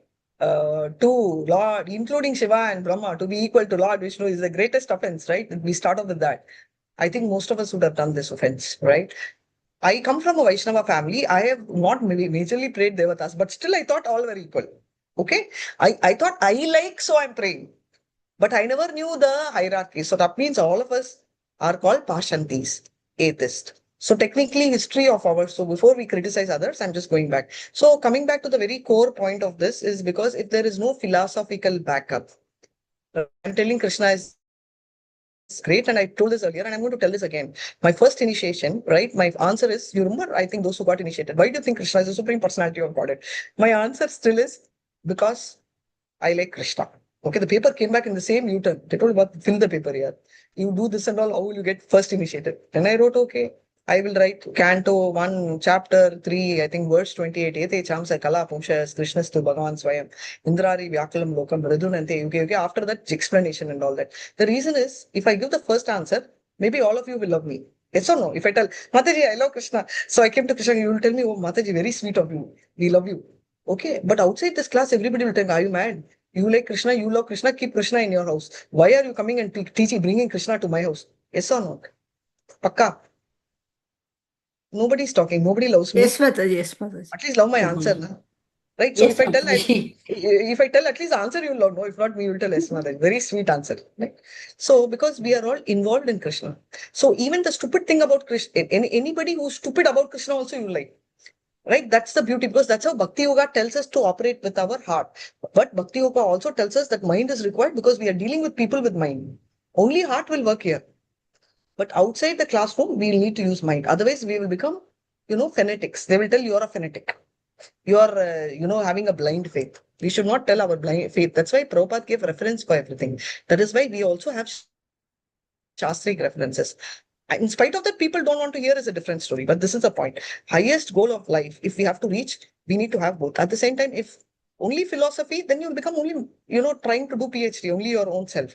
That is why even Jnana Yoga and Ashtanga Yoga will become a failure without Krishna's intervention. And you saw this intervention today. Right now in today's sloka, when we started, which is the whole of 28, we are thinking Ashtanga Yoga is, yes, there is a lot of effort. There's a lot of endeavor. Just like how the monkey baby holds the mom, right? Unlike a cat baby is holding completely, like Bhakti Yoga. Even in Sankhya Yoga, the monkey baby is holding. But when the monkey baby slips, who takes the baby? Mummy takes and does it, right? If you see, the baby falls, mummy does not run away. The mummy will stop and take. That role Krishna is still doing. That we should always remember, right? So typically Sankhya Yoga, obviously we may call it as analytical study, but without a tinge of bhakti, we won't be able to take it anywhere. So that is something which we have to go on with, right? So let's move on with the, before I move on, we have to talk about this particular thing, right? So the analogy which is given here is like the paddy, right? So if I remove the thing and if I'm just asking, it's of no use, right? So everywhere when you're talking Bhakti Yoga, ultimate goal, right? The Bhakti Yoga is by itself complete, but then you cannot carry it forward, which is why it is say that the ultimate goal that completes philosophy, any query. If you see Artha, Artharthi, we leave these two, Jignashu and Jnani. Jnani is not aware, we have to teach him, only then he will go. Same way, Artharthu, he is inquisitive, but his life becomes complete only when he gets the Jnana of Krishna. Our first thing, right? And I'm highlighting that because many of us will be inquisitive, right? We will be Artha Jignashus. So that for that reason, with Bhakti Yoga never came into our heart, we will continue to become philosophers, mental concoction. Because Bhakti came in our heart, we are moving as, we got the qualification of devotees, right? So simply analytical knowledge, right, will not lead to Bhakti. But a tinge of Bhakti, ultimately, if Sankhya Yoga is not leading to Bhakti, it will become dry speculation. So that is something which we should remember. And that's something which Prabhupada keeps quoting time out, right? So, so detachment, they focus on and then come to attachment. We focus on attachment, which leads to detachment. Irrespective of both, ultimately, ours is first attachment. So detachment is automatic. Theirs is first detachment, but attachment is also there. Which means that while they are transmigrating Ashtanga Yoga, they are transcending towards Bhakti, right? So this is something which we should talk. And typically Prabhupada's lectures, right, talks largely about all of this. So that is something which we have to think of. Let's go to the verse 3. Hare Krishna. Hare Krishna, Mataji. Translation or the sloka also, Mataji? Translation, darling. Translation by Srila Prabhupada ki jai. Devahuti continued, my dear Lord, please also describe in detail, both for me and for people in general, the continual process of birth and death. For by hearing of such calamities, we may become detached from the activities of this material world. Thank you, Mataji. Thank you so much. So here there are very beautiful words, right? Virago yena purusho bhagavan sarvato bhave achakshva jiva lokasya vivida mama samshriti. Why I'm doing this? The last word samshriti means repetition of birth, samsara. Again and again you are coming, right? So here they are talking about samsara and we know the meaning of it. In and out because we are experts in this, right? In and out we are here only. Now there is also a word called Shreyas 3. Shriti actually means advancement towards spiritual life, which means path of light. Supreme Personality of Godhead. And if you're talking about samspriti, that means samsara smriti, means path of darkness. We are advancing towards material life. Today, if you see every hero, every Mahatma is someone who is advanced in material life. You tell me, Ray Tata, very successful people. I will call him for ribbon cutting. He will never call a priest. We will call, a person who's an industrialist, right? Because we call him as a Mahatma. So Devayati is actually requesting Kapila Muni, her son, to talk about people who are continuing their journey in Shreya Shruti. Shreya Shruti means somebody who is advancing towards Supreme Personality of Godhead, right? So he's also now Muni, Kapila is very sweet, right? He's going to now explain about the journey of people like us earlier more, right? Who are actually, rather, I will use the word past, who were in the path of degradation because we never understood Bhakti Yoga. We might have all been in Bhakti. Why I'm telling Bhakti is we are all born in spiritual. Thankfully, in India, all of us would have seen Krishna. Hook or crook, liking or disliking, knowing or unknowing. I knew a neighbor of mine who used to tell, there used to be a serial called Chota Bean. She said, my son was, I said, very good, what is it? Small child. She said, I stopped him watching it. Why? I told Krishna came. So that time she herself told the word Krishna. I'm telling that Krishna is coming, don't see. Krishna is coming, don't see. Of course, a small boy used to come to our house, ask my daughter. These were when they were kids and watch Krishna. But because of telling also, so many times Krishna came out of her mouth. So she must have got a lot of sukruti in the past, right? So why I'm telling you, somehow we would have heard the name, spoken the name.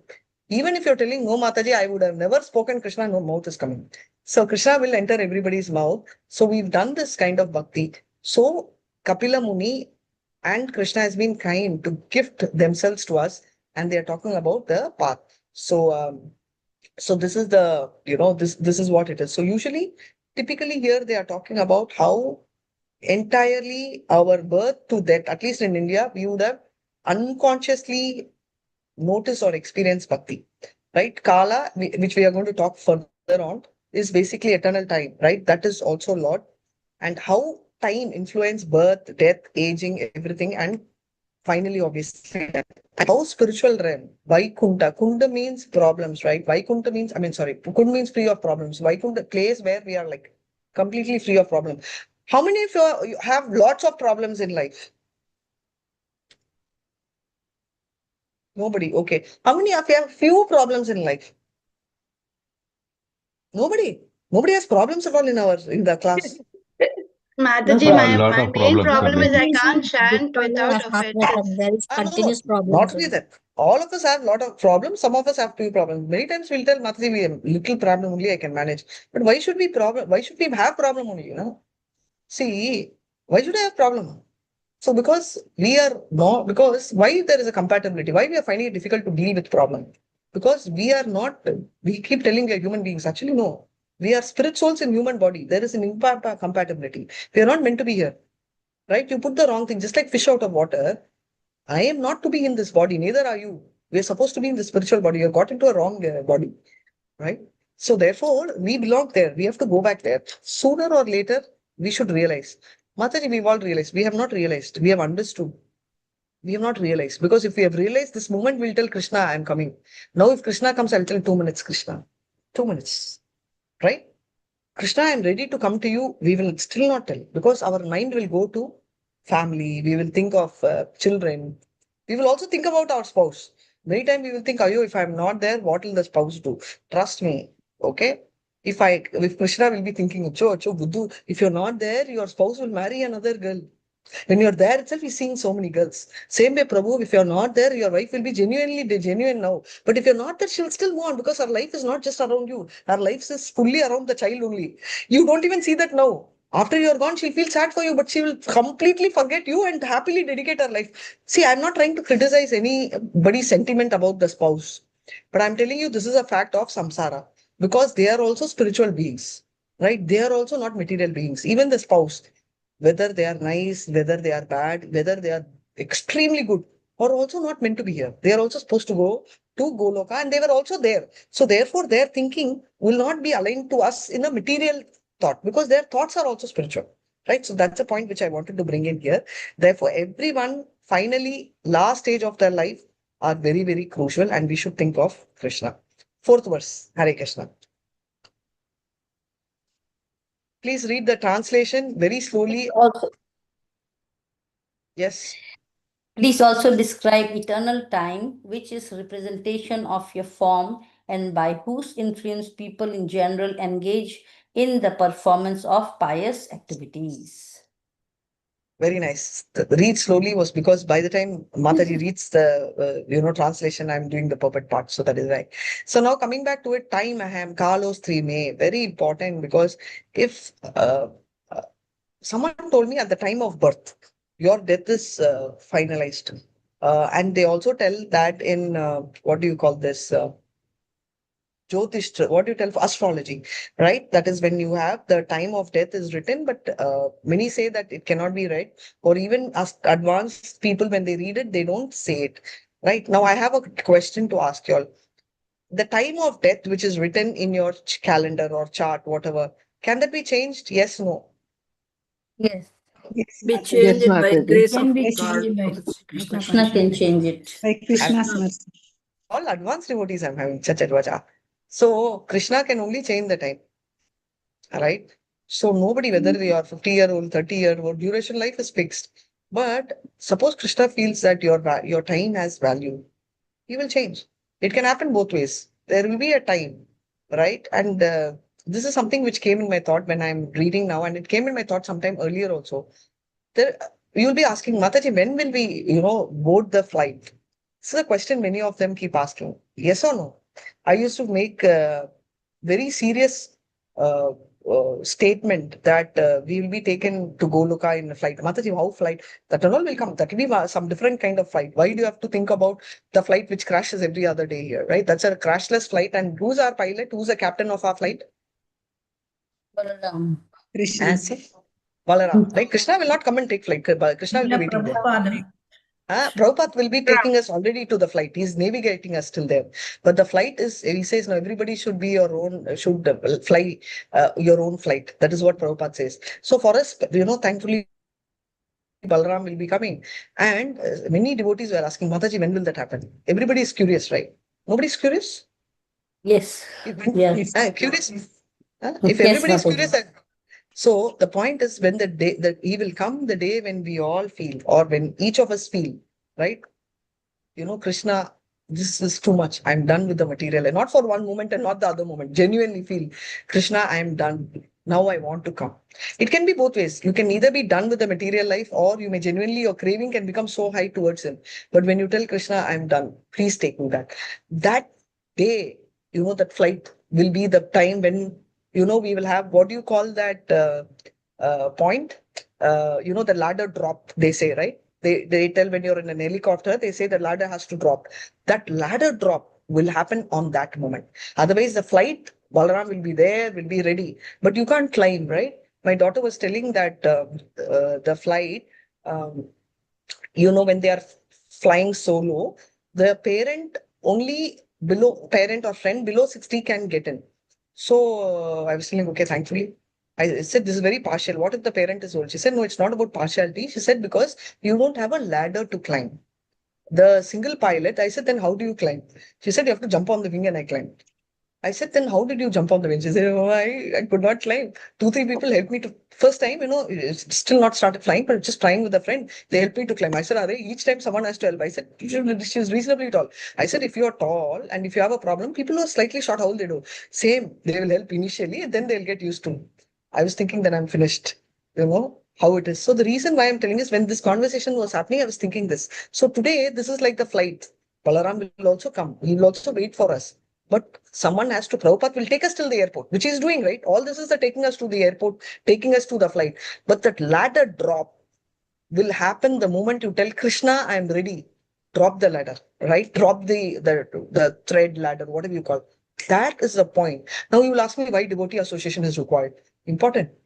Because that ladder climbing, anyone has tried that ladder, when we were in school, we would have tried climbing with the rope and all. Trust me, it's horrible. At least I could never do that. So that time you will be able to climb only one step. Other devotees will tell, come, I will take you and they'll pull. That is why all the senior devotees, all the dedicated devotees, last moment, just see, they are surrounded with lot of devotees. They tell the Harinam, they tell the chanting, they give you Tulsi water, they give you Ganga Jal. because that is the ladder drop which has happened and you're struggling to climb and then they pull from inside, right? So there is a lot of signs. Now you will tell Mataji sentiment. Just now you told sentiment mat karo. Yes, this is a sentiment, but the sentiment is backed by philosophy, which is told by Krishna, right? Krishna himself told, if you put efforts, just now Mataji told, right? Yayatam mam prapadante tam tateva bhajamya manavartmanu vartante. So that time Krishna will tell, you are craving, I will pull you. Now the hand will come from Goloka. You don't know Krishna will come. Hey, you're struggling. My brother is also sitting there and not giving you a hand as a captain. I will stretch my hand and I will put the ladder. Yamadharma Raja also will come and put the ladder, push you, not to hell, but to the flight. Krishna beyond that will stretch the hand. Don't ask me how will his hand stretch from Goloka. If it can come from Gajendra Moksham for Gajendra, if your thought is sincere, do you think his hand won't stretch from Goloka Vrindavan onto the ladder? Yes, no? Yes, surely he'll come. I can see a lot. Some of the devotees very sincerely listening, your eyes are all watering. Thank you so much for that. And I'll move on to the 5th verse. Hare Krishna. Yeah, please go ahead, Mataji. Hare Krishna. Mataji, I'll read. Yes. Translation. My dear Lord, you are just like the sun, for you illuminate the darkness of the conditional life of the living entities. Because their eyes of knowledge are not open, they are sleeping eternally in the darkness without your shelter, and therefore they are falsely engaged by the actions and reactions of their material activities, and they appear to be very fatigued. Thank you, Mataji. Mohandas Prabhu, I request you to go to slide number 4. What I'm seeing is a slide number 4. Number is 4, but the content is 5. So, because as she said, 1 and 2 slokas are captured. So numbers are sort of run slow. So, so my next, smart team, you'll have to do the micromanagement checking. AI is smart, but not smart enough like us, right? That is why human intervention is required. So it is capturing page wise, I think. Sloka number, it's missed. So he is talking about sun. Sun, when the sun comes. So I wanted to ask you one thing. What happens first, self-realization or spiritual realization? Spiritual realization. Spiritual realization. How? When we know about Krishna, then we only realize about I am a soul. Otherwise, we think we are simultaneously, side by side, like anyone has a different answer? Side by side. Very nice. Next. Simultaneously. Then anybody else? But I think we need to have the self-realization first in order to understand the spiritual realization. This is one more version. So all 3 thoughts are there for many years. I think until faith is needed first of all, and then both can go alongside, I think. I used to very strongly, I'm talking about I, okay, I'm again highlighting I, used to very strongly feel that self-realization was important, and then I realized it was wrong. I'll tell you why. When I was reading Prabhupada's verse, many times the example he had given is, you need to have not directly, at least indirectly spiritual realization. I'll tell you why. Let me just put a very core example. I want to see my face, whether in Zoom or in mirror. What I need to see the face? Light is needed. Light is needed. You will tell mirror. I have a mirror also, light is needed, right? I'll just give you a classic example of myself, right? Mohandas Prabhu, I just was up and Mohandas Prabhu told Mataji, you have to take class. I told, okay, let me freshen up. I just didn't have time except to change over quickly and come. And then I just realized, of course, light was there, but I never saw the mirror, right? So now I came in Zoom. I just realized, oh my God, right? My hair is all over. Sorry, due to shortage of time, I could not put tilak also. Though I knew that, but then, okay, I quickly put water tilak and all that, and I'm here. The point is, even to see through Zoom or in the mirror, which is a medium, I need light. And the light is nothing but Surya, that is God. So early morning, even if I have to see my face in the mirror, which is self-realization, I need the help of the sun, which is indirectly God realization, right? Energy of God. That is why they say Yoga Bhaskara. Also, Gayatri Mantra. Brahminical initiated will know Gayatri Mantra. The first Gayatri Mantra. Non-Brahminical initiation that people also will know Gayatri Mantra. There, they talk about 3 lokas, right? Bhur, Swar, right? At that time, they will tell Savitar. Savitar means Lord. Surya, that is Surya Narayanan. Every planet has a Lord, and they talk about sun. And they specifically talk about Surya Narayanan. Not only there is a long story that even Radha Rani had prayed to the sun god, thinking him as Krishna. had prayed to the sun god telling that I should always see Krishna. Always show me Krishna. Right? So there is a Baba. So that is the thing. And also here we are talking about Surya Narayana, where Krishna himself is the Lord. So Yoga Bhaskara, right? The sun is typically explained in all yogas, right? So this particular concept of illumination is so important because only when the Lord reveals, either in some form, only then we'll be able to see. Otherwise, we won't be able to see. And every day we are talking about our day is also counted by the sun, which is why spiritual world does no sun. Nachat bhashyate suryo na shashanko na kapavagaha yad gatva na nivartante tathamam paramam bhavam, which is why death does not happen. Day will be there, evening will be there, night will be there, but life does not become small. Life does not shrink because death does not happen. By his grace, tell me, where does Krishna tell by my glance? The previous verse, you all were telling Krishna can increase their life or decrease their life. When does he, where's the Shastric evidence? I don't need sloka number, but tell me, where did you hear that Krishna expanded somebody's life or shrunk somebody's life? Mataji, Guru Maharaj. Mataji, Markandeya Muni. Mataji, Kurukshetra war, Mataji, Kurukshetra war. Dushyasana and all of them who held Draupadi's hair. Beautiful. He shrunk the age. The moment he glanced, the ages of the opponent reduced. Nimitta matrame bhava savya sachi. All you have to do is fight for the namesake and take credits and go. I've already done. By glance of the Lord, the opposite side, everybody's age came down, diminished the life of the opponents, right? This is the exact word. Classic example is Guru Maharaj, which we are seeing. But reference is the fact that Kurukshetra war. Very, very nice, Mataji. Very, very happy. So now Yuti is, right, Kapila Dev's mother. Here they are using the word glorious mother. Even now when a child is successful, they'll glorify the mother, right? Sleeping, when you're sleeping, you're in the dark zone, which is why sleeping, when you get up, you can do chanting. But the first thing, earlier days, mom used to tell, right, as soon as you get up, now just set the bed right. Yes or no? Yes or no? They will tell you, Yes, just Mataji. hold your Yes, bedsheet. Mataji. Okay. And I remember during school, right, that was 12th COVID batch. And I used to teach online for my daughter and her friend. That was the toughest part of my life because my daughter was doing physics, chemistry, maths, computer. Her friend was doing, they were both born on the same day, same year. And I used to tell them these were like the twin karma I got. Right? They used to, because she used to do physics, chemistry, she used to do biology, zoology, and all that. She was a different subject. She used to do maths and she used to do computer science. And that girl used to do biology, zoology, literally with like so many subjects right before my eye. And the point is, both of them had an amazing art of giving dimki. Dimki means, you know what? I don't know what is the word, dodging. Blessed, I think so. So one day they asked, you know, what did you feel? I said, I understood. That was one of the sessions I took then. I said, now I understand what karma is. The karma means teaching to adolescent children on Zoom, exam 12th portions in 2 different subjects. Oh my God, 1 second milk will boil. By the time I leave to the dot and come, they will just be sitting, waiting for you. I told you to study this answer, studied. Tell the answer, we just forgot. Seriously, you just can't even close your eyelash. That time she used to come and tell this other friend, Auntie, I just got delayed, Auntie, because my sister told me to fold the blanket. So I used to tell, okay, that's enough. Tomorrow, no, you need not fold the blanket. Come and sit here, you know. And I never used to get angry because I know I had a task. Not that I was patient, but I knew that if I get too much of anger, it will take my head. I won't be able to focus. The reason is not focus on the subject. I won't have time to open the book because I have to make food, I have to do prasad, I have to get myself ready.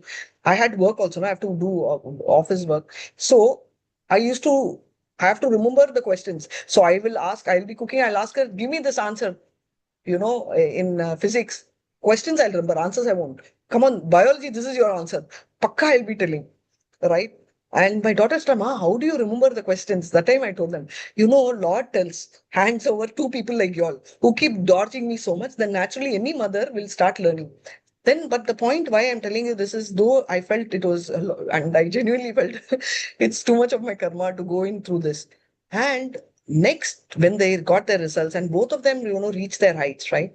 one got qualified. My daughter got into engineering. She got into medicine. They both, when they were very great, happy. And when these kids were talking, that time I felt karma palan, right? It was very nice. Why I'm bringing this is we also might feel a lot of problems while we are doing devotional service. But when we reach that flight, that moment, all the hardships we had, all the masala dosas I'm giving you in the class or anytime, you will feel, okay, this is worth it. Trust me, that is the moment you'll feel, oh, it's good. I got rogered by all the teachers, by all the friends, by all your fellow. Now it might be irritating, but that moment, is the moment when you'll feel bliss. And that moment you all should see. That is my only wish. And Bhakti Yoga is teaching you in the right path. You may ask, I'm going to ask you all, are you all pure devotees here? Hare Krishna. No, Mataji. We are just We Sadhaka. are not We even a devotee. We are Will you just become pure? trying to become a devotee.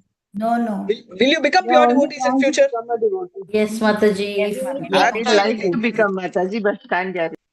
You will become. I'll tell you why. This is like, can't guarantee is true, but we'll always have faith. Just like how you enter engineering, you will tell engineering student, right? She will finish engineering. In 4 years, she'll become an engineer.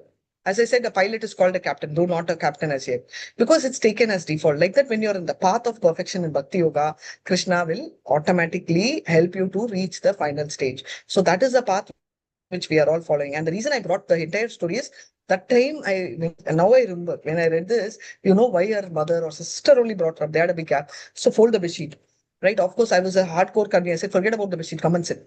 Right. And now, if you all are telling me, Mataji class, I have to fold the bedsheet, I will still tell the same. I'll tell, forget about the bedsheet, come and sit in the class because I'm still a Karmi. But at least a spiritual Karmi, little bit of spirit has come into the karma. So I will tell, do this, but at least do spirituality. The point is, coming back to bedsheet closing or doing chanting is because just to get the tamas thought out of your mind. That's why you're keeping your bed also free. Or right now also I'm sitting on the bed, but keep it clean so that your mind is clean. Preferably avoid a bed, but I'm just telling a situation warrants, right? No plug, no charger, then get things done, right? Yeah, let's move on to the next verse. Sorry, I might be running late, but we'll try and see how we can wrap up. Next. Yeah, please go ahead. Hare Krishna. Can you make Hare a fast Krishna. reading? Yes. Sri Maitreya said, "O best among the Kurus, the great sage Kapila, moved by great compassion and pleased by the words of his glorious mother, spoke as follows." Yeah, Etam my prapadante we know. There is also one more sloka called the Ya idam paramam guyam matbhakte shabidashyasi bhakti mai parampita e vaishasya samshaya. Point is, when we tell artha ti jignashu jnani, everybody feels very sad. Oh, I was an artharthi. I was a jignashu, not a jnani. Most of us are not a jnani, right? So we start feeling that pinch. But Krishna, this is all in the 7th chapter, right? But in the final chapter, 18th chapter, he says, Ya idam paramam. Doesn't matter how you came to me. End of the day, I'm worried about what you do. Therefore, even if you're an artha and you start preaching Bhagavad Gita, right? And also especially talk about the full surrender, then you're very dear to me. Not only now, even in future, right? So that is what is Krishna's compassion. You can be an artha. Give me an example of where someone was an artha or someone and Krishna really got him into Krishna consciousness and he treated him equally. Is my question clear? Dhruva Maharaj. Very nice, Dhruva Maharaj. I want the rest of the devotees to also be active because we will also be giving marks for active one. Second thing is being active is also, Pran Prabhu was telling in the Saturday class, being active is also spiritual thing because you're motivating the speaker, right? For me, it doesn't matter. Even one person speaks to me, I get motivated. But it's basically very important that everybody speaks because other speakers also will expect, because they will judge themselves by the speaking.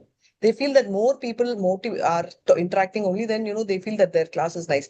If the class is quiet, I know many speakers who call me and tell, Radhika Mataji, today, the class was very dull. Did they not like it? Because they are, so giving that thought in the speaker is also an offense, right? So my only request is, please talk. I know you may be busy, but at least 10 minutes or 15 minutes, make it a point that I will talk at least 1 minute. 1 minute, because 1.5 hours, we have 50 devotees. Even if a devotee talks for 1 minute, 50 minutes, the devotees can occupy. So that's my humble request. So make it a point that you ask a question. If you don't have any question to ask, appreciate a point, something or the other to keep the thing right. And thanks to all of them who are active, but I just thought I should leave that note. Yeah, Mataji, we can, move to the next verse. So analogy here, they're talking about the sun and the shadow. And we know, right? So Krishna Surya Sama Maya Haya Andakara Yaman Krishna Tavani Mayara Adhikara. When there is Krishna, right, there is Surya and there is no chance of Maya. You were telling, right? Krishna instructs Maya. No, if there is Krishna, there is no scope of Maya, right? Because there is no darkness at all. So here also Prabhupada is talking about compassion, not for personal gain, right? Example, which is going to come up, or rather which has been talking about, is like the mother, right? So that's the point. And compassionate devotees are so compassionate. Though Krishna tells don't teach to non-devotees, applicable for us. We don't teach to non-devotees because we will max raise to Madhyamadhikari. But Uttamadhikaris, don't really worry, right? Yeah, please go on to the next translation. I think Subhamayi Mataji, though she's unwell, she's doing all the reading. Please, others. Yeah. Yeah, I'll read Mataji. Okay. Translation. Sure. Devotional service executed by a person who is, this is 8th one. Devotional service executed by a person who is envious, proud, violent, and angry, and who is separatist, is considered to be in the mode of darkness. Can you read the seventh Seventh text? one. Seventh. Yeah. Seventh only. Oh, it's being the Okay, wrong one. Mataji. Lord Yeah, yeah. Kapila. Yes. Lord Kapila, the personality of God, had replied, "O noble lady, there are multifarious paths of devotional service in terms of the different qualities of executor." This is sixth one, no? No, Mataji. Actually, it is This seventh is one. seventh. Yes, There's a seventh. numbering issue. It is Yeah. one. No. Go Yeah. from the book. Lord Kapila, the personality of God, had replied, "Oh noble lady, there are multifarious paths of devotional service in terms of different quantities of executor." Hold the book always. My request is hold the book. But thank you so much for reading, Mataji. So now he's talking about multiple paths, right, of devotional in terms of different qualifiers of execution.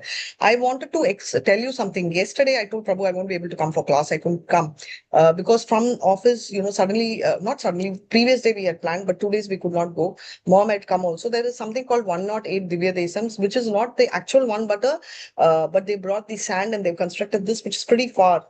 So we had gone there. And on the way, we went to Shima Nashima. So basically, all Vishnu's and Shima, it's called Singa Perumal temple, which means Narshima is called Singa in Tamil. Perumal is Purushottama, that Lord. It's a lane. We came, and while we were planning to come out, we were not able to drive back because the whole road was blocked. This month is Lord Muruga, Skanda, and they were taking what's called Kavadi. Kavadi means prayers which they offer, and they start, doing a lot of things, right? Like carrying the, something in their hand, trying to draw their chariot. But some of them are very painful. They pierce their body, they pierce all of them. Invariably, then I was telling them, okay, car cannot go. I'm seeing vans are coming, buses are coming. I can see big cars, sumos are coming. If a sumo can come, we can also go out of the lane. They said, no, it's a part of the prayers, you come. So they got me out of the car and they took me to the place. And I was very stunned. And I was honestly very upset also because they were needling themselves and they were pulling the cars, not cars, the sumo car and all that. And what do you call the veil, right? The thing they were using as a stick and pulling it through, right? So immediately 2-3 of my friends were also there. They were also asking, Radhika, a couple of things. It's very painful here. This is why spirituality. I told her, hold on here. So see, it's so thing. And they said, where can spirituality? This is why we tell that spirituality is concocted. Van and all would have not been there 500 years back, right? How can van pulling and all come? See, what I'm trying to tell is two things, right? And when I came also, I told my mom was there in the car and she said, yeah, I don't know. Many of them are not there in authorized scriptures. I told, see, this is all because of desire, right? Somewhere we all have some desire or the other, and that is why we are going. Mom told, no, may not be desire. It may be because, they would have prayed for their children. I said, ultimately, that is also desire. The reason is in our mind. If the desire is car, house, we feel it is greed. But if we are telling my child has to become a doctor or my child has to become a lawyer, it is not material. Now, I'm not telling your children should not study. My child also, I study. Namnishta Prabhu is the first one who insists that we have to be practical and we should study. But the point which I want to highlight is, Pray to God. If you want to pray, pray to Krishna, pray to him. It is avidhi purvakam. And Krishna says not only you're hurting them, you're also hurting the Paramatma within.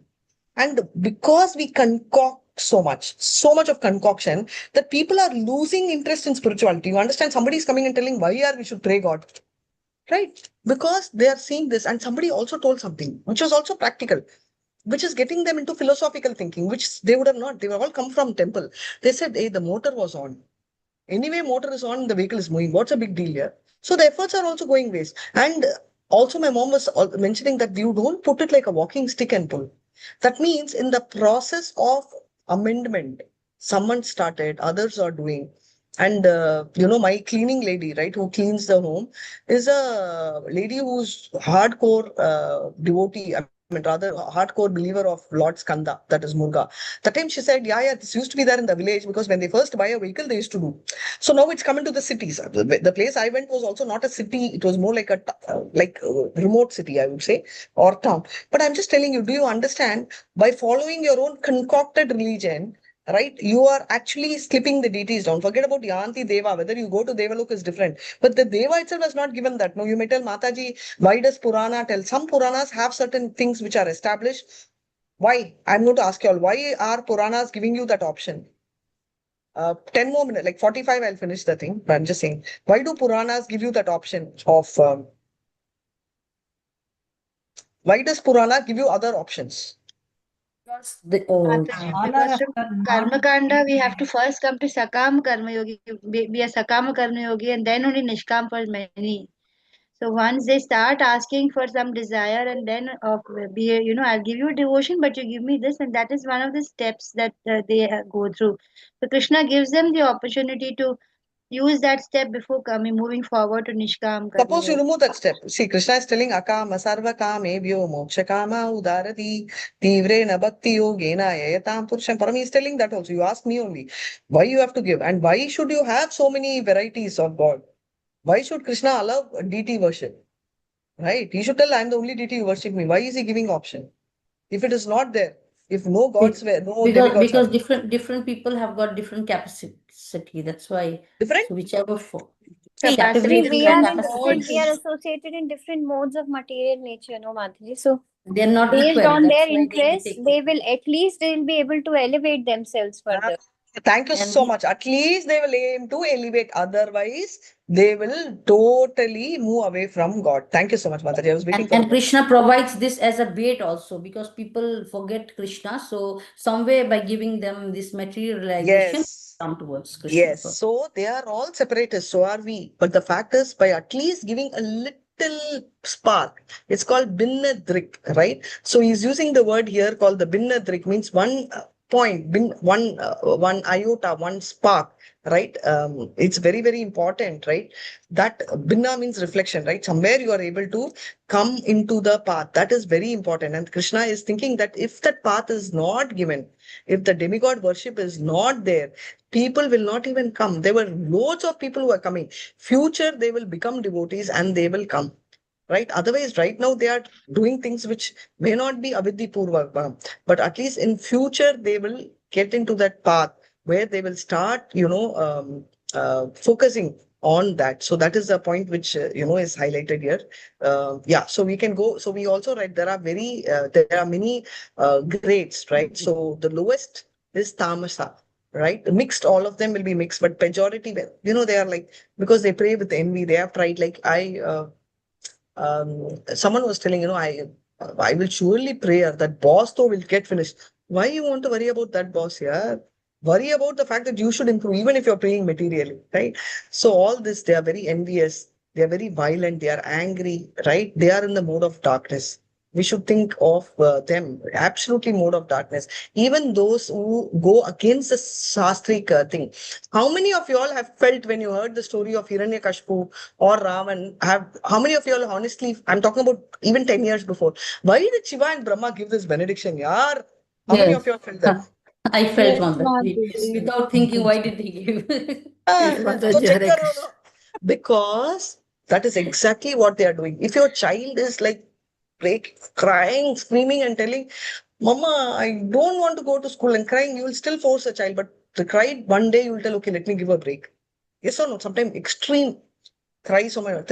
Like I've never done it, but then I think one rare day I sent my child with my husband, and she started most of the time I used to drop school time, and that was like I was unwell or something.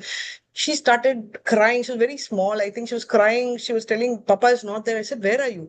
Because she was talking. I got worried if the vehicle. She said, Papa left me here, and Sana left me, and he's in the road. I said, what is he doing in the road? He's picked a fight, somebody in the road. I was like, of all the days, right? The first thing my husband came to the car, I said, bring back the child home. He said, no, I'm just, it was very close school, of course, was too. I said, no, just get her back home. She's crying. No, it doesn't matter. You should be strict with her. I said, yeah, I'm very, very strict. Bring her back. Okay. And my dad asked her, why were you strict? Why did you bring the child back? I said, no.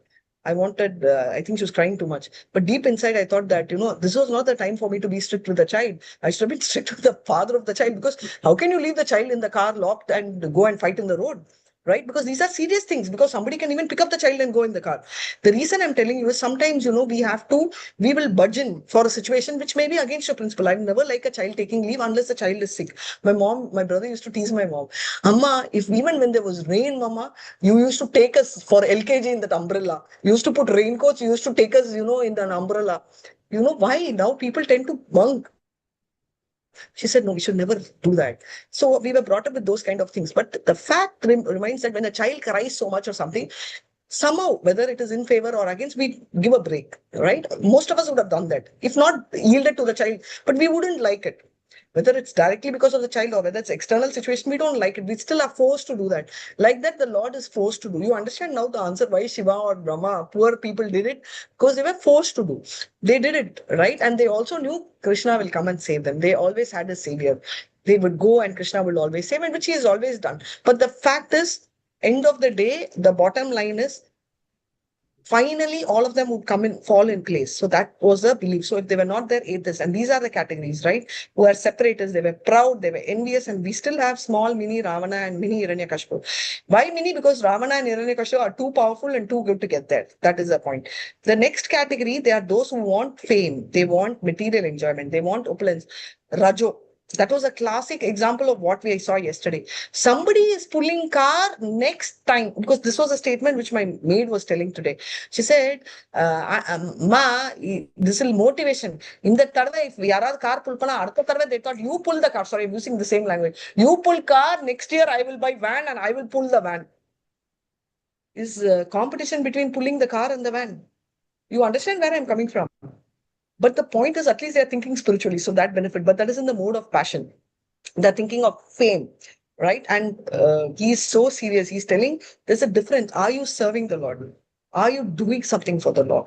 Right? I'm just seeing inside Simha Narshima, people are bringing Tulsi. They're just praying. Now you may tell, won't they ask for themselves? They will. But Krishna will fix the issue. But here, demigods, won't they fix the issue? That's not their core. They're happy. You want a thing? Okay, you've done so much, I'll give it to you. Right? That seems to be their thing. So this is Rajogunam, because they have a lot of sense enjoyment. Their motivations are more for name, opulence, fame. You did this, I will do this. People are whistling, people are clapping, people are, doing it. And the one which is supposed to be very sacred tool of the Lord, they are doing it. How many of y'all, I told you one story last time, the stick of Krishna. If you find the stick of Krishna, I said, please show us. If you find the stick of Krishna, what will you use that stick? Why will you keep the stick? In case you come across... Place. Altar. Suppose it is in your hand. For the moment it is in your hand, where will you keep the stick? You're just holding it in your hand. I'll keep it on my waist. Around my waist, Mataji. So that anytime where will you keep the stick? Any of your others also? Mataji, I will move with it everywhere, because Krishna and his things but where will you keep the stick? You'll move with it everywhere. That's a sweet answer. But where will you keep the stick, or where will you hold the stick? At the altar at the end of the day. Waist. The waist belt. Yeah, most of us will keep it in the waist or in the hand or on the head. Will you put it down and use it as a walking stick? No. No. Even if you're tired?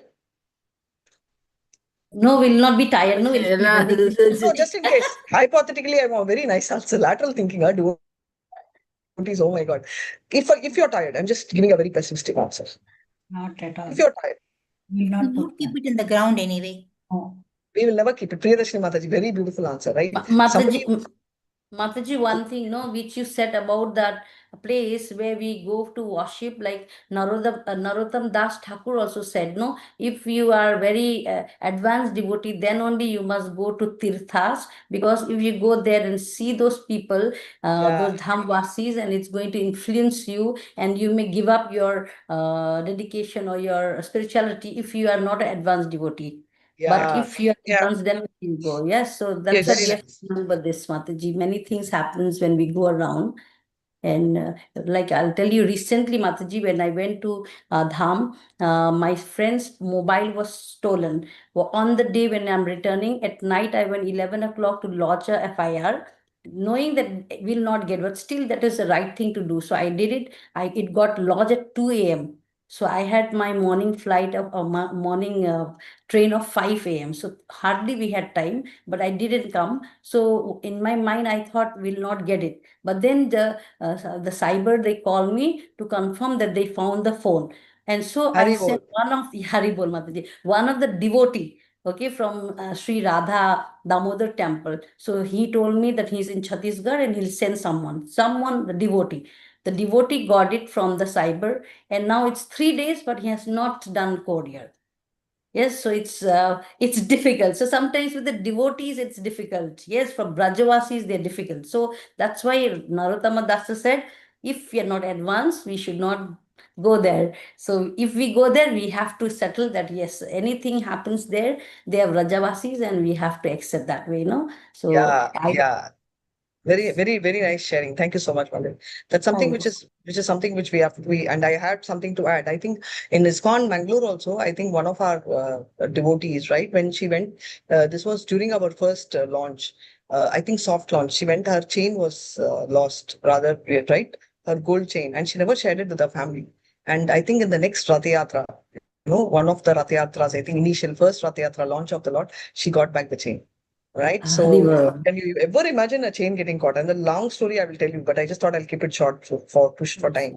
So we're talking about Tamoguna, right? So then what is Rajoguna? And this is something which I want to brush through because we've already seen in Bhagavad Gita, somebody who genuinely prays God for the satisfaction of himself is Rajo. Then for the Lord becomes Satvaguna. Right. So when a devotee, why is he worshipping? He's talking about he says, right, Salokya Samipya Shasti Sarupya Mekatvam Apiyuta Viyarmanam Nagrinanti Binamat Sevanam Janaha. I don't have Seva, I don't want. Right. He offers the result at the initial stage because he's at that purification stage, but later also he doesn't. Now Arjuna performing any task, whether it's a Brahmana, Kshatriya, Vaishya, Sudra, it doesn't matter. But the idea is basically that he wants to serve the Lord with his duty. That is service, not with an expectation. I'm a karmi, I'm a Kshatriya, and I want to get an award of kingdom. That was never the motive, and that should not. Eventually, will be a side. Bali Maharaj is another example. I'm sorry, I should have asked you all. Just went in time. So devotees worship Supreme and offer the result. That becomes pure devotion. Of course, that becomes devotion. Pure devotion is much higher, but I'm talking about Satvika devotion. Mataji, please, can you read the 9th and the 10th verse together?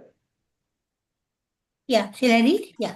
Yeah, please, Mataji. Full translation, yeah. Yes. Translation, the worship of deities in the temple by a separatist with a motive for material enjoyment, fame, and opulence is devotion in the mode of passion. 9th. Next also. When a devotee worships the Supreme Personality of Godhead and offers the results of his activities in order to free himself from the inebriaties of fruitive activities, his devotion is in the mode of goodness.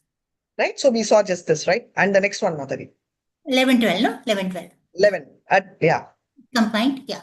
The manifestation of unadulterated devotional service is exhibited when one's mind is at once attracted to hearing the transcendental name and qualities of the Supreme Personality of Godhead, who is residing in everyone's heart.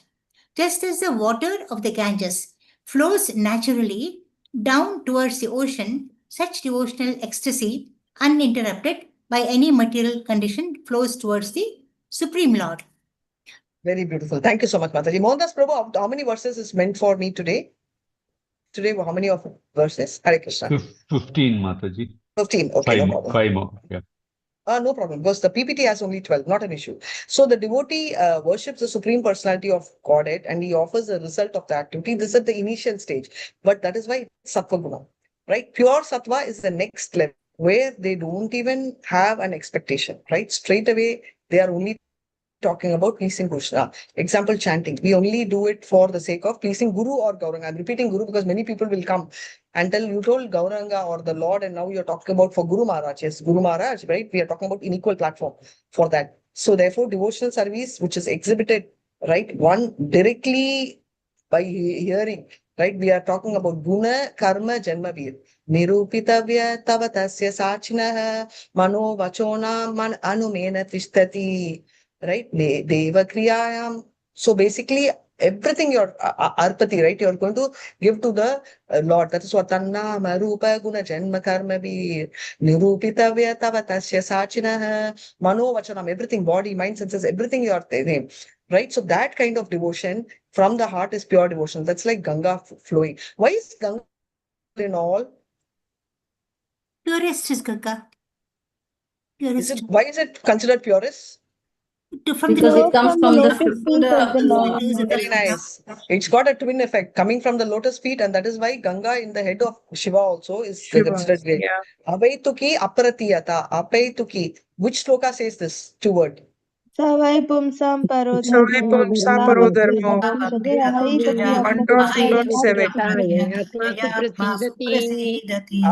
Yeah, without motivation, right? And without interruption. Very, very important. Right? Ahaituki means without motivation, without any reason. Apratiyata, without interruption. I should not tell, Are, yaar, today my husband told me to cook this, so I did not have time. No. And Anya Abhilashita Sunyam, I will not have. Jnana Karmani Sunyam, we don't tell. Anavartam, if it is Sunyam, then we cannot. Grastas won't have scope. So that's another thing. So pure devotees are next level. That is what we saw, right? They will not even talk about any other liberation, right? So we are going in for that particular thing. Prabhu, I think we that is sloka number 13, but I don't know what's the sloka number here. I think maybe 12 or something. Prabhu, you can stop sharing the screen because I think the screen is sort of changing. So this is a verse which I want you all to, thank you, Prabhu. Share, we want you all to chant this one. All of you all know this. Salokya Shashti Samepya Ekatva. Sorry. Salokya Shashti Samepya Sarupyam Ekatvam Apiyuta Diyamanam na Grinnanti Vinamat Sevanam Janaha. Salokya Shashti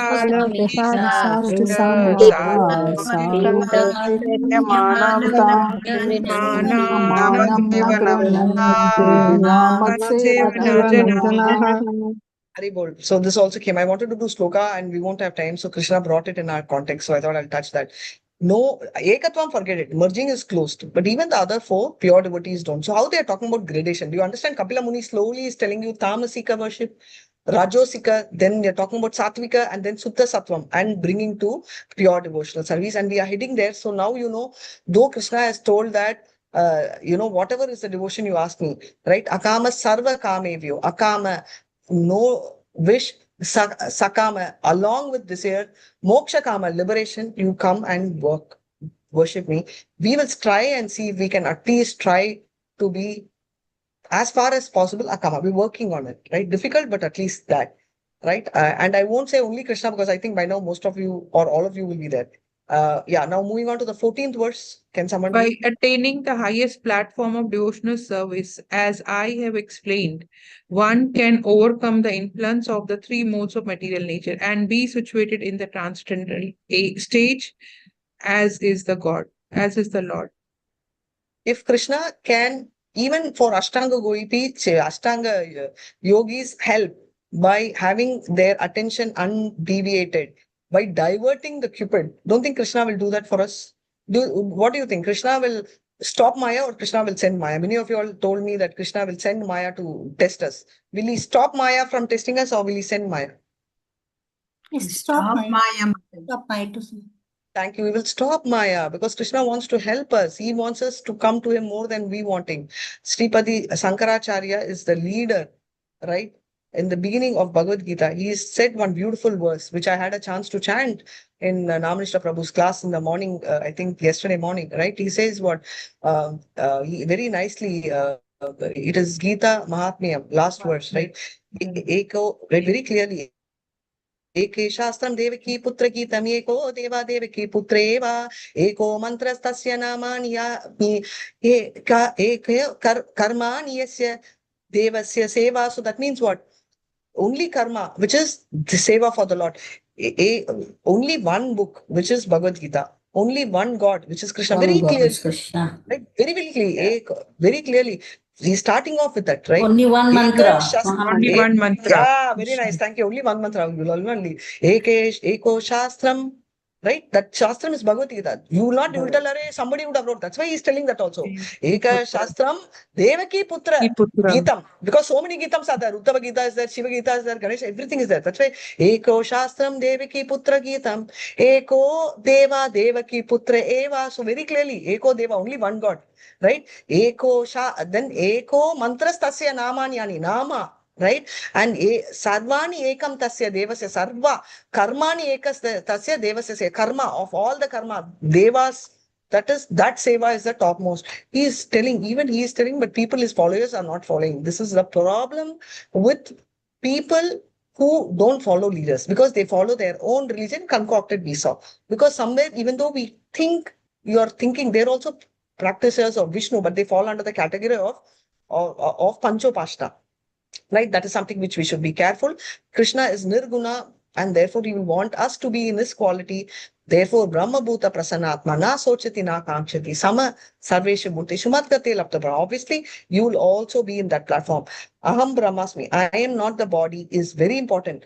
That alone is not important. Then what am I? I am spirit soul, right? That is why Jivera Swarupaya Krishnera Dasa complete. Nityadas. Jivera Swarupaya Krishnera Nityadas, Krishnera Tadakta Shakti, Veda Abheda Prakasha. So that is the completion I wanted, right? So that is what he is talking about. Therefore, Brahma Jyoti is Krishna's effulgence, which is why Isha Upanishad, Hiranmayena Patrena, Satyasya Pilitamusham, Tashvan Piyushana Pavrinyu, Satya Dharmaya Drishte. Please remove Brahman effulgence. I want to see your face. And that face is what they are meditating. But still they don't reach Vaikuntha or Goloka because that is their means for Brahmajyoti. If that becomes their end, they will also be in at least Vaikuntha. Mostly Vaikuntha because they are not focusing on Prema. They are focusing on four and form. So, but in case they come across us, when we are flying in our aeroplane and we go past that and they come and they listen to the Krishna Kada, we can pick them up us and go to Goloka Vrindavan. Pick them and go to Goloka with them as well. So that's their choice. So a devotee must execute his duty and without profit, right? So that is very important. Irrespective of whatever class, you do your duty. Yes, that is your swadharma, but don't expect the result out of it. So which is what is the most important point. And non-devotees are talking about, Prabhupada says, and Namanishta Prabhu also says, they are talking about animal Blue Cross. But if you go to Blue Cross and take a census, I think 80% of them will be animal eaters. Some form, they will tell, no, we are trying to control animal production. Why? The other fellow will tell the same. I want to control dog production, so I'm killing the dog. And when you feel that is wrong, the same rule applies to the goat as well. Krishna consciousness is not about making a vegetarian or stopping non-vegetarian. It's about Krishnatarianism. That means a devotee talks about eats only prasad. Right? So that's the motive. We are not talking about our non-violence is giving Krishna to everyone. Because we believe in Krishna to the soul, right? With that, Vancha Kalpatarubhishta, Kripa Sindhubhya Evacha, Patitanam Pavanebhyo, Vaishnavebhyo Namo Namah, Anantakoti Vaishnav Jai Srila Prabhupada Jai Namacharya, Avidas Thakur. Hare Krishna. Hare Rama. My sincere thanks to all and extreme sorry for stepping time. I always get very upset when anyone steps time and I really overshot time. Very, very sorry about it.